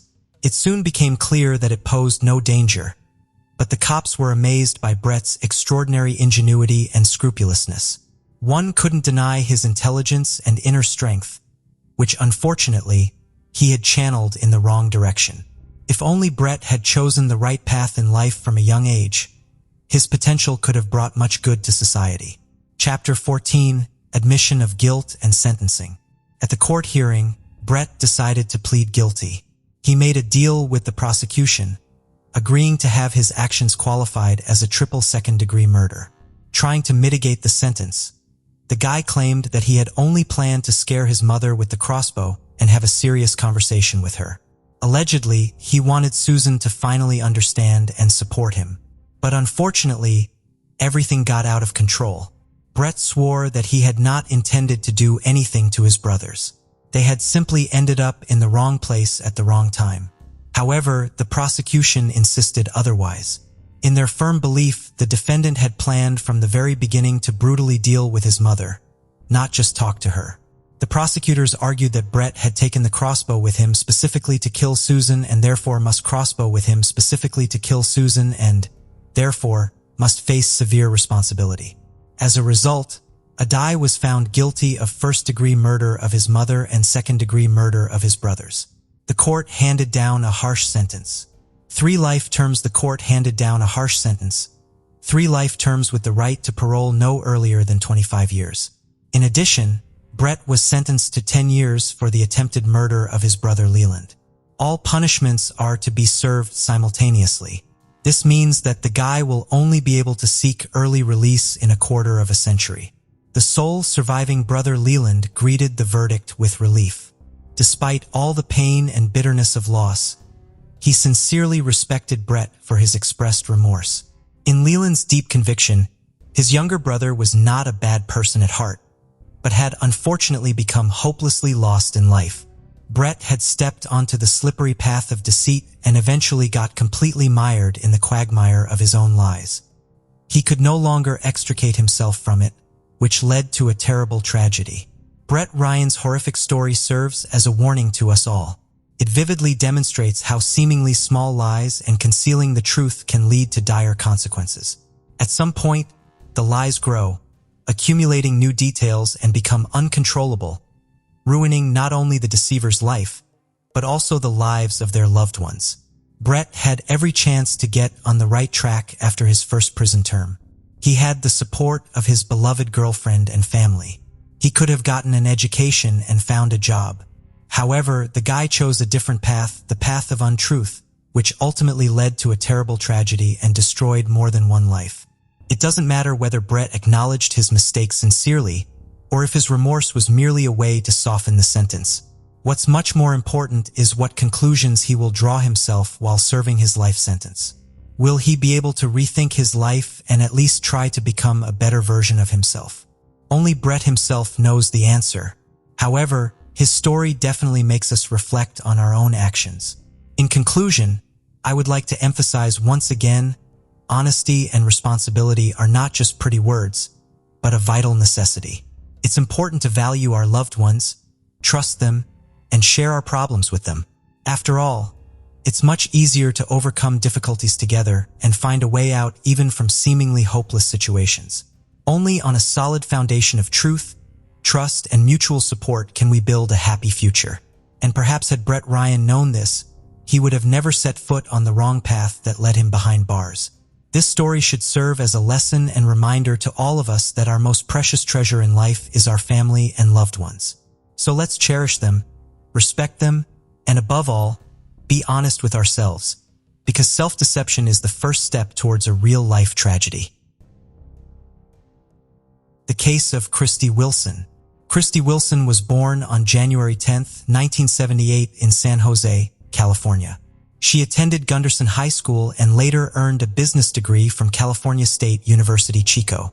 Her parents, Debbie Boyd and Patrick Boyd, described her as an exceptional student and athlete.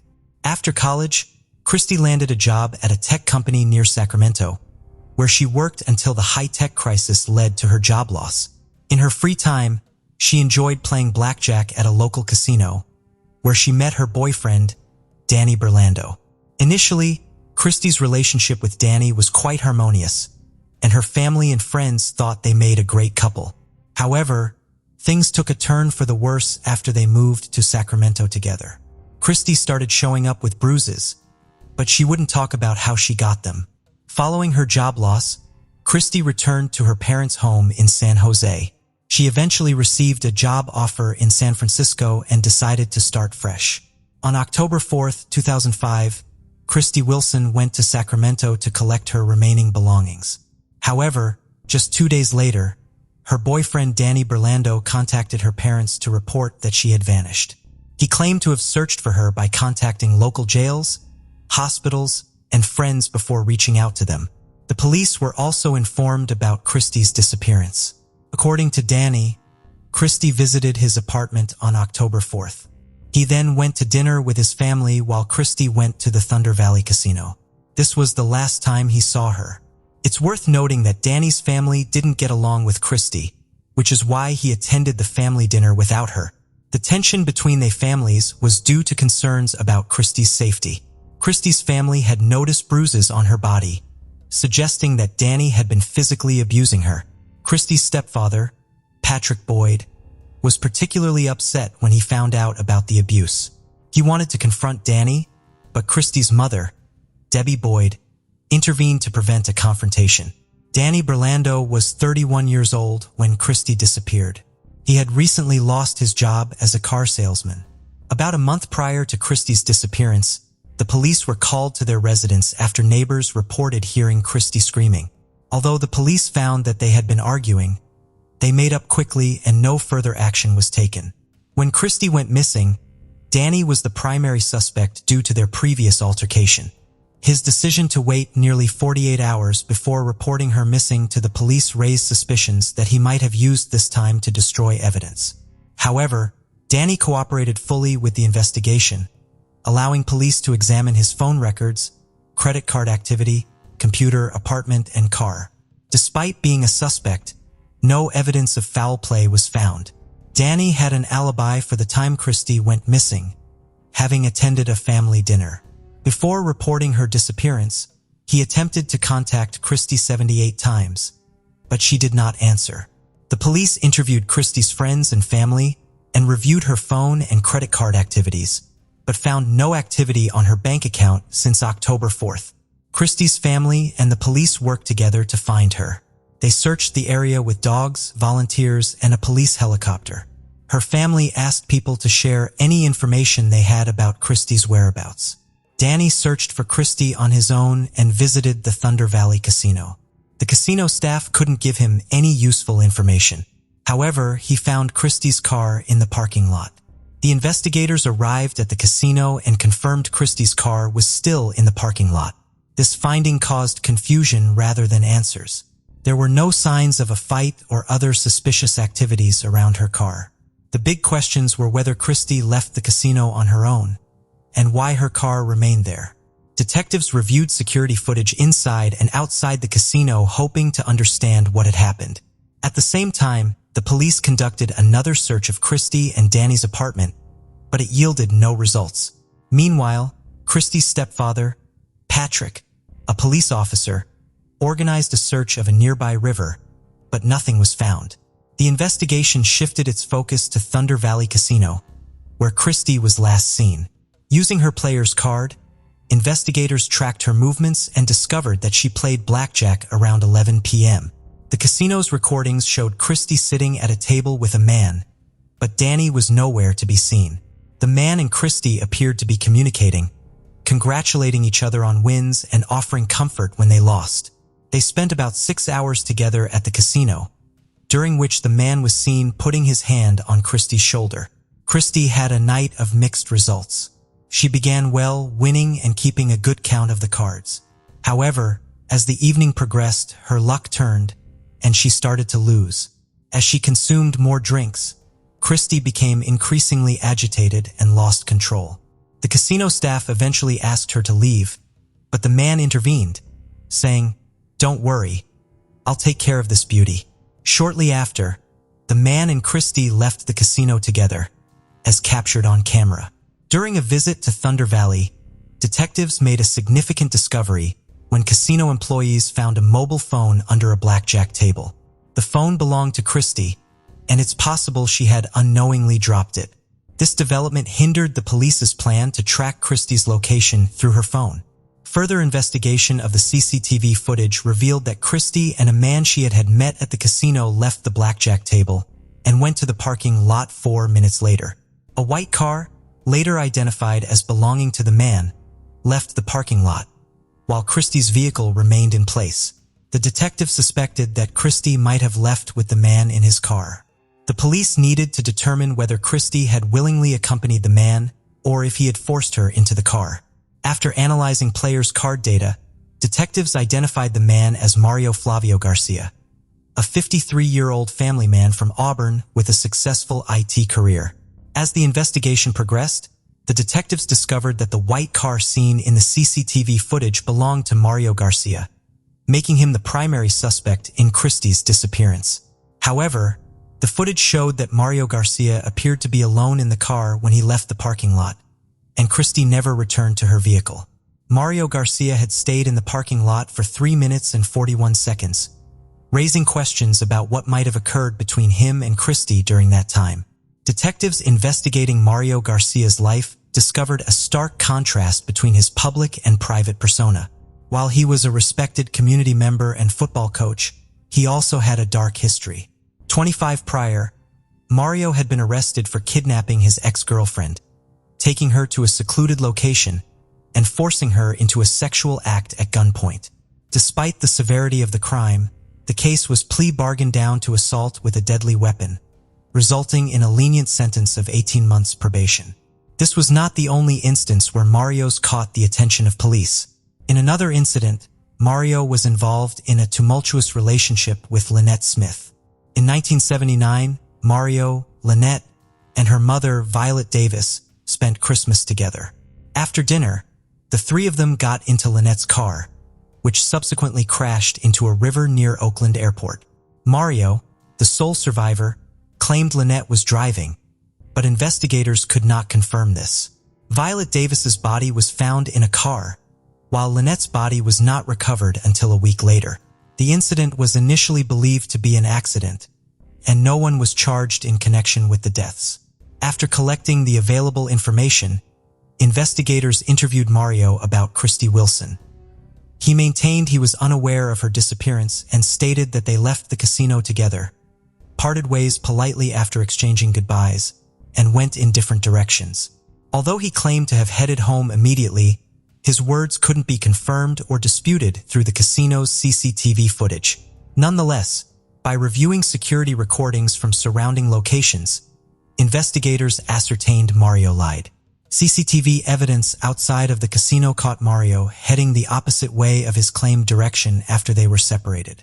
Mario claimed to have gone straight home and fallen asleep at 8:30 a.m. after leaving the casino. However, his wife refused to cooperate with the police, leaving detectives unable to verify his alibi. A review of Mario's cell phone records revealed discrepancies in his story. A call to his wife at 7:51 a.m. was made from a cell tower located far from his house, indicating he did not go home immediately after the casino. Mario also stated that he arrived at work at 9 a.m., but a colleague reported that he was late, arriving around 10 a.m. Further investigation revealed that Mario had scratches on his arm and a bruise under one eye the day after Christy Wilson's disappearance. When questioned, Mario attributed the injuries to a fall from a tree while pruning. However, detectives were skeptical of this explanation, as it is unlikely that someone would prune trees at night. The police asked a forensic expert to examine Mario Garcia's injuries. The expert found that the scratches on Mario's face and body didn't match the kind of injuries you'd get from falling out of a tree. There were 4 parallel scratches on his face and 3 more on the left side of his chest. This was suspicious because Christy Wilson was right-handed. The police suspected Mario was involved in Christy's disappearance, so they got a search warrant for his car, home, and computer. Mario had claimed he went home after saying goodbye to Christy in the parking lot, but as investigators searched his car, they started to think Christy was probably dead. Mario had tried to clean up his car, washing both the inside and outside, and even throwing away the trunk mat. However, he hadn't been able to get rid of all the evidence. Initially, investigators found a small, unremarkable spot on the car seat that was later confirmed to be blood. However, the sample was not suitable for DNA analysis. Further examination of the vehicle revealed 2 long hairs and small blood splatters on the back door of the trunk. The hairs were matched to the missing person, Christy. Further examination of the bloodstains showed that they contained DNA from both Mario and Christy, which disagreed with Mario's statement that he and Christy had separated in the parking lot. This evidence suggested a physical altercation between Mario and Christy. A review of Mario's search history showed that he had been researching forensic toxicology and visiting websites that described how to secretly administer drugs to someone's drink on a date. This led investigators to suspect that Christy may have been a random victim who was targeted by Mario after they sat together at a table. It was possible that Mario had spiked her drink. To prove this, the police needed to find Christy's body. A thorough search of Garcia's 5-acre property was conducted, but unfortunately, no new leads were discovered. Mario Garcia was arrested and charged with kidnapping and murder despite the absence of Christy Wilson's body. He maintained his innocence throughout the trial, which began on September 11, 2006. Prosecutors presented evidence suggesting that Mario had met Christy at a blackjack table, left the casino with her, attacked and killed her, and then hid her body. During the trial, Mario questioned the validity of the evidence, pointing out that only Christy's DNA was found on his car door, while the DNA of his family members and others who had been in the car was not detected. He suggested that the police had planted Christy's DNA as evidence. Mario stated to the court that he would not request leniency or pardon, claiming that he was innocent and did not commit the crime. However, the jury found him guilty on January 11, 2007, and he was sentenced to 59 years to life in prison. After the sentencing, Christy's family held out hope that Mario Garcia would finally reveal the location of her body. However, he refused to cooperate. As the years went by, the family struggled to move on with their lives, which had been forever changed by the traumatic experience. Mario's repeated appeals only added to their distress, despite being unsuccessful. The ongoing appeals prevented the family from finding closure and moving on with their lives. In February 2018, Mario offered to provide information about Christy's body in exchange for an early release from prison. However, Christy's mother, Debbie Boyd, was unwilling to negotiate with him. She felt that using her daughter's body as a bargaining chip would be unacceptable. The police then turned to Mario's family for assistance, knowing that his ex-wife, Jean, had divorced him after his imprisonment. Jean eventually lost faith in her ex-husband and began to suspect that he was involved in Christy's disappearance and death. As part of their investigation, police spoke with Mario Garcia's sons, Chris and Andy, asking them to recall any details about the days surrounding Christy's disappearance and their father's subsequent arrest. The police were particularly interested in learning about any changes in Mario's behavior during that time. Chris remembered that he had a football game around that time and saw his father working frantically on a tractor on their plot. Mario's eyes had a wild, frantic look that caught Chris off guard. When Chris asked his father to attend his game, Mario firmly refused, saying he's not going. This response struck Chris as out of character for his father. At the request of investigators, Chris accompanied them to his childhood home. Chris showed them the exact location where he had seen his father working on the tractor, which was next to a detached garage near the road, approximately 100 yards from the Mario residence. It became clear that Mario had made a significant effort to conceal any evidence, taking advantage of the 4 or 5 days he had to cover his tracks. Notably, police had previously searched the Mario property with police dogs in February 2005, but had found nothing at the time. In a new development, investigators took a different approach in August 2020. They hired a company that specializes in ground radar technology to scan the 5-acre property owned by Mario Garcia. The technicians identified 8 potential locations with voids or pockets beneath the surface. After digging at the first 2 sites, they found nothing. However, at the 3rd location, which was the same spot where Mario Garcia had been digging with a tractor, the police discovered a skeleton. Further examination confirmed that the remains belonged to Christy Wilson, 15 years after she went missing. Although the exact cause of Christy's death remains unknown, experts determined that she had suffered a broken arm and nose. The investigators, who had been working on the case for 15 years, traveled to Arizona to personally inform Christy's mother, Debbie Boyd, about the discovery. The news brought a mix of sadness and relief to Christy's family, who could finally find closure and say goodbye to their daughter. Placer County Sheriff Devin Bell announced that Christy Wilson's case has been solved, thanks to efforts by his team. This was achieved without the cooperation of Mario Garcia, a convicted murderer who is currently in prison. Mario, 67, had refused to provide any information to help the family find closure. According to Christy's mother, Debbie Boyd, this news brings her family peace and marks the end of a painful chapter. She praised the perseverance of the police and thanked them for their tireless efforts. Notably, Mario had died of pneumonia in 2020, but even his death had brought some peace to the family. Mario had never pleaded guilty to any involvement in Christy's disappearance, despite her remains being found on Mario's plot in February 2005. The case of Ashley Wodsworth. Ashley Wodsworth was born on July 25, 2002, in Vernon Township, British Columbia, Canada. She was the daughter of Kenneth Wadsworth and Christy Jenden and had an older sister named Haley.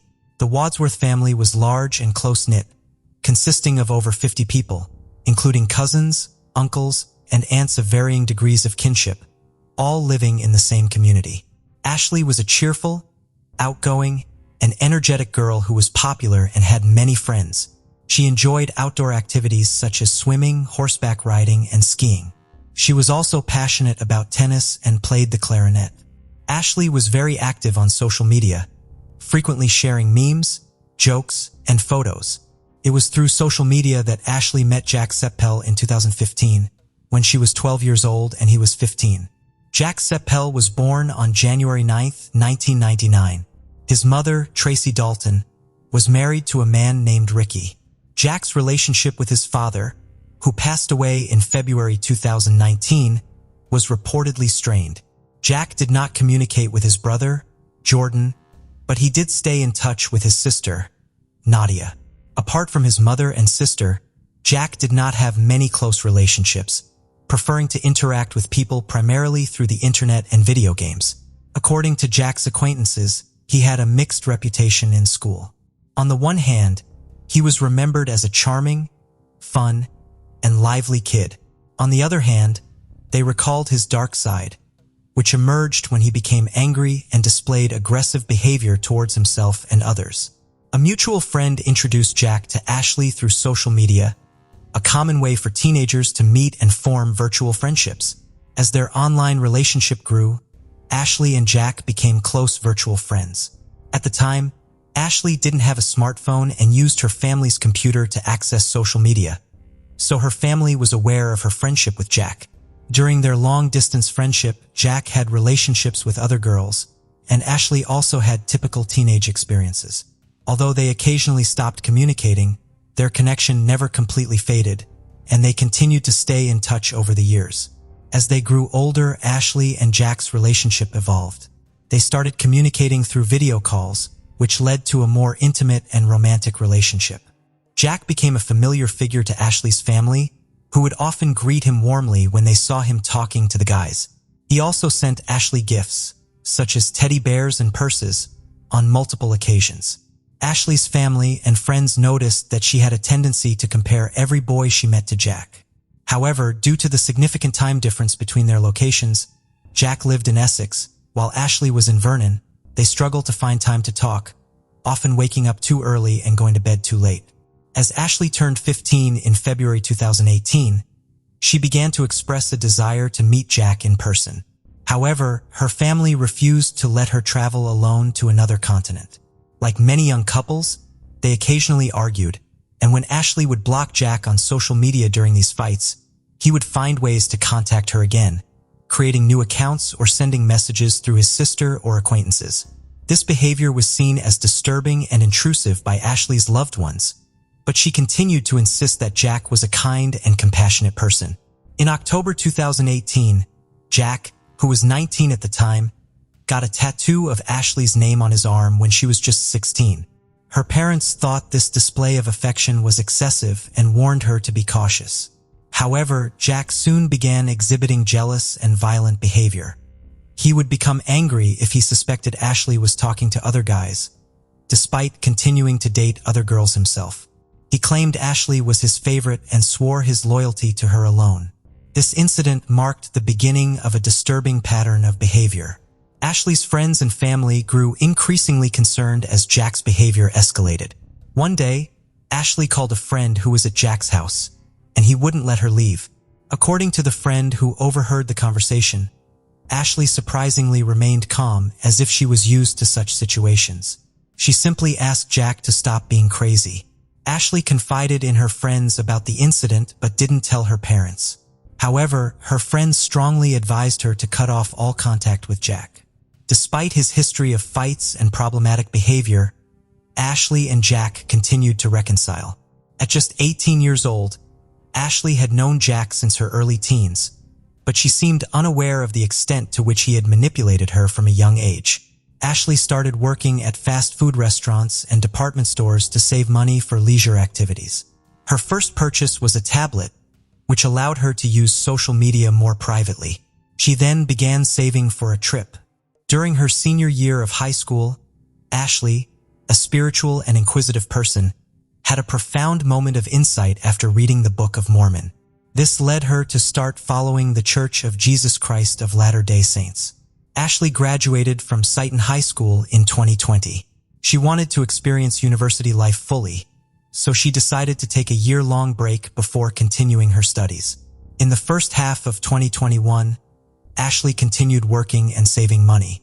In April of that year, she was baptized into Mormonism. With her newfound independence and financial stability, Ashley decided to travel to the UK to meet Jack in person and celebrate his birthday with him. Despite her parents' and friends' concerns, Ashley was determined to make the trip, as she was of legal age and had her own savings. Ashley left Canada for the UK on November 12, 2021, on a 6-month tourist visa. This was her first time leaving her homeland, and she was thrilled. The next day, November 13, 2021, Ashley met Jack in person for the first time. On the same day, Ashley updated her profile picture to a photo of them together. At 22 years old, Jack looked significantly older than Ashley, who was 19. His numerous tattoos, including those on his face, created a striking contrast with Ashley's youthful appearance. During her stay in London, Ashley lived with Jack in his house, located in a public housing estate in northwest Chelmsford. The neighborhood had a questionable reputation, but they spent time exploring the nicer areas of the city in Essex. Jack seemed like the same charming and caring person Ashley had met online, often showering her with compliments and taking romantic selfies. However, Jack's behavior was inconsistent, and he could be cruel at times. Despite being together daily, Ashley's tourist visa prevented her from working, and Jack was unemployed, relying on benefits. Occasionally, his mother Tracy, who lived nearby, provided support. Throughout her trip, Ashley regularly posted photos and updates on social media, showcasing their happy moments and romantic experiences. The pictures often featured they embracing, highlighting their seemingly joyful relationship. Ashley kept in regular touch with her family through video calls, and everything seemed fine at first.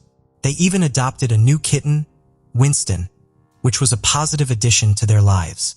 Nevertheless, over time, Jack started to become more withdrawn and isolated. Ashley's trip to England was supposed to be an exciting adventure, but it quickly turned into a restrictive and isolating experience. Her boyfriend, Jack, had lost interest in exploring the country and instead preferred to stay indoors, smoke, and play video games. As a result, Ashley's options for activities were severely limited, and she was forced to do only what Jack wanted. Before arriving in England, one of Ashley's friends from church had arranged for her to meet some American missionaries who would be in Chelmsford at the same time. Ashley was eager to connect with them, but Jack refused to let her attend church on Sundays. Despite this, she continued to secretly communicate with the missionaries through text messages, deleting the conversations to avoid Jack's suspicion. Ashley's new friends soon realized that Jack was controlling and possibly abusive.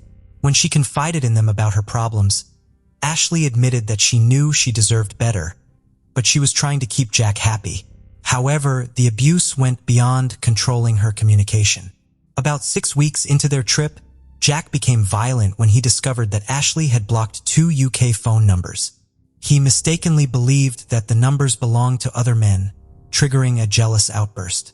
In a disturbing text message to his mother, Jack revealed that he had physically abused Ashley. Ashley created a secret profile where she documented the bruises she had sustained. She confided in her sister Haley about the abuse, but warned her not to tell their mother, fearing that their family would turn against Jack. After Jack overdosed on anti-anxiety medication in late December 2021, Ashley was tasked with overseeing his medication as his caregiver.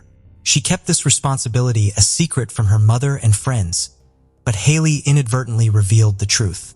Ashley's mother expressed concern and asked her to return home, but Ashley insisted on staying with Jack until he recovered.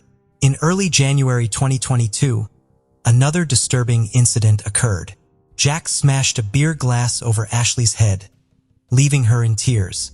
While Jack forced her to clean up the broken glass, Ashley contacted her sister via video call, revealing the true extent of her situation. Jack was frantic, pacing back and forth, yelling and grinding his teeth. His distress prompted Ashley to contact her sister, Haley, who urged her to return home. However, Haley's concerns fell on deaf ears. A brief period of calm followed, marked by Jack's 23rd birthday celebration with his family, where everyone put on a united front and pretended everything was fine. In an attempt to diffuse the tension, Jack's mother and stepfather organized a family vacation to a seaside town shortly after. The photos from the trip appeared perfect, showcasing a happy and tranquil Ashley, which brought relief to her parents, who remained unaware of the seriousness of the situation. In late January, an intense argument broke out, and Jack's behavior turned violent once again. He hit Ashley and threw a candle and a TV remote at her while she was video chatting with Haley, who was pleading with her to return home. Although Ashley had initially agreed, she ultimately decided to stay.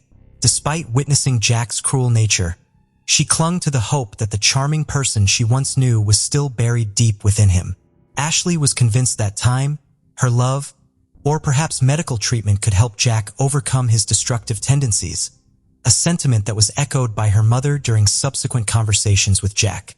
Jack accused Ashley of cheating on him, physically abused her, and later apologized. Despite feeling guilty about his actions, Jack's behavior continued.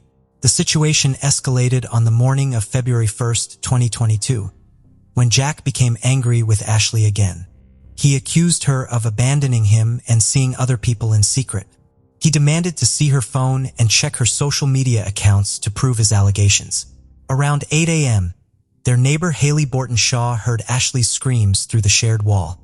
Ashley soon showed up at Jack's doorstep, drawing attention to the distressing situation unfolding between them.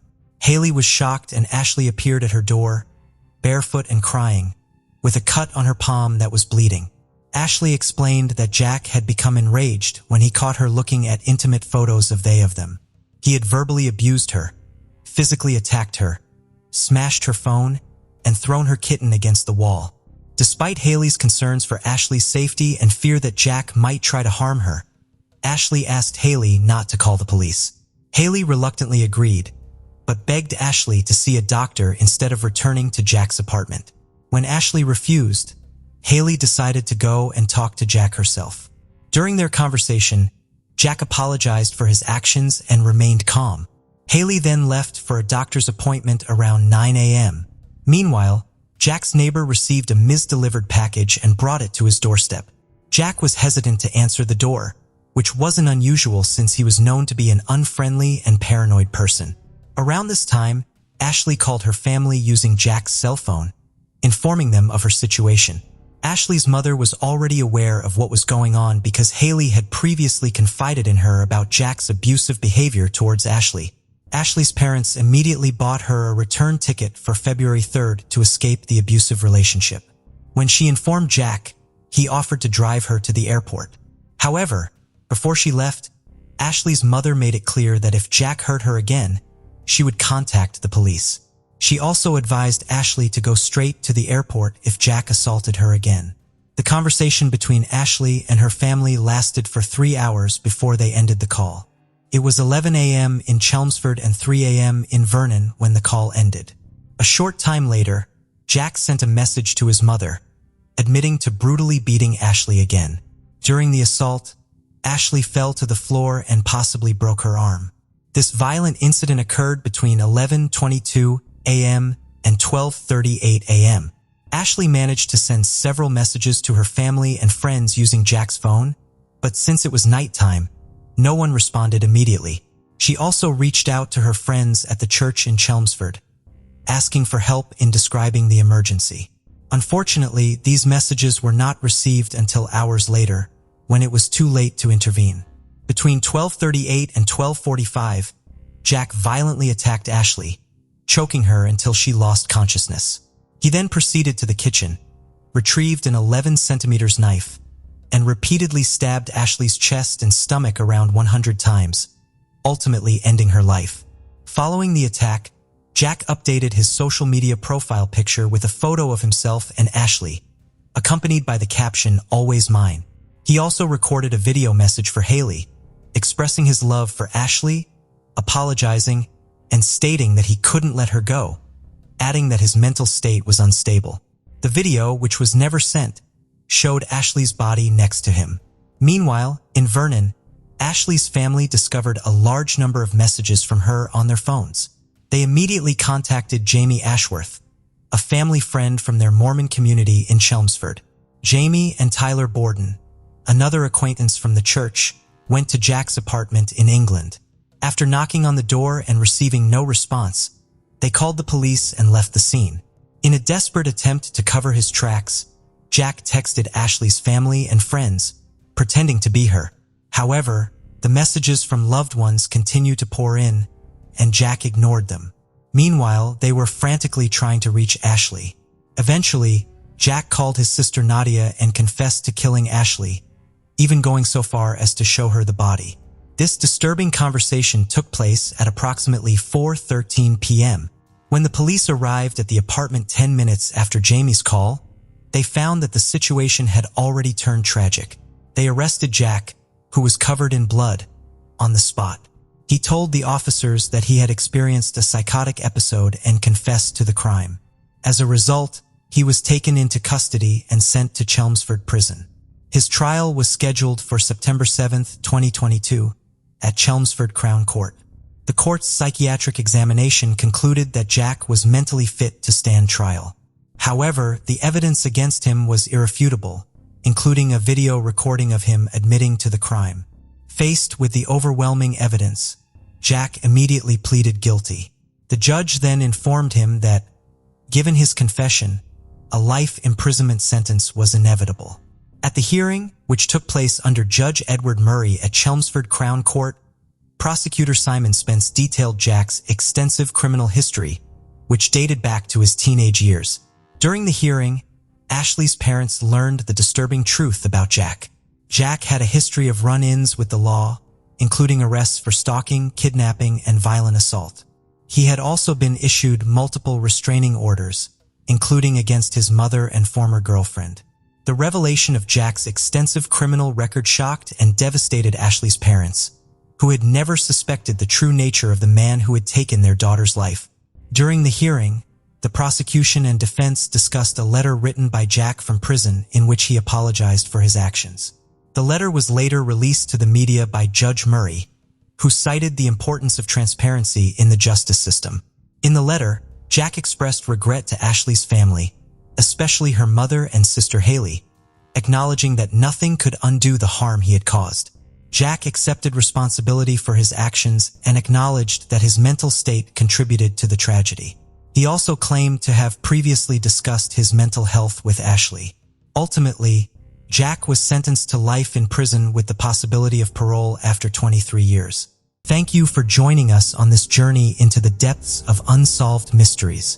Cold cases not only challenge our understanding of the past, but also ignite our curiosity and determination for answers. Remember to subscribe to stay updated on our latest investigations. And if you have any information regarding the cases we've covered, don't hesitate to reach out. Together, we can shed light on the shadows of the past and bring closure to those who seek it. Until next time, stay vigilant, stay curious, and never stop seeking the truth.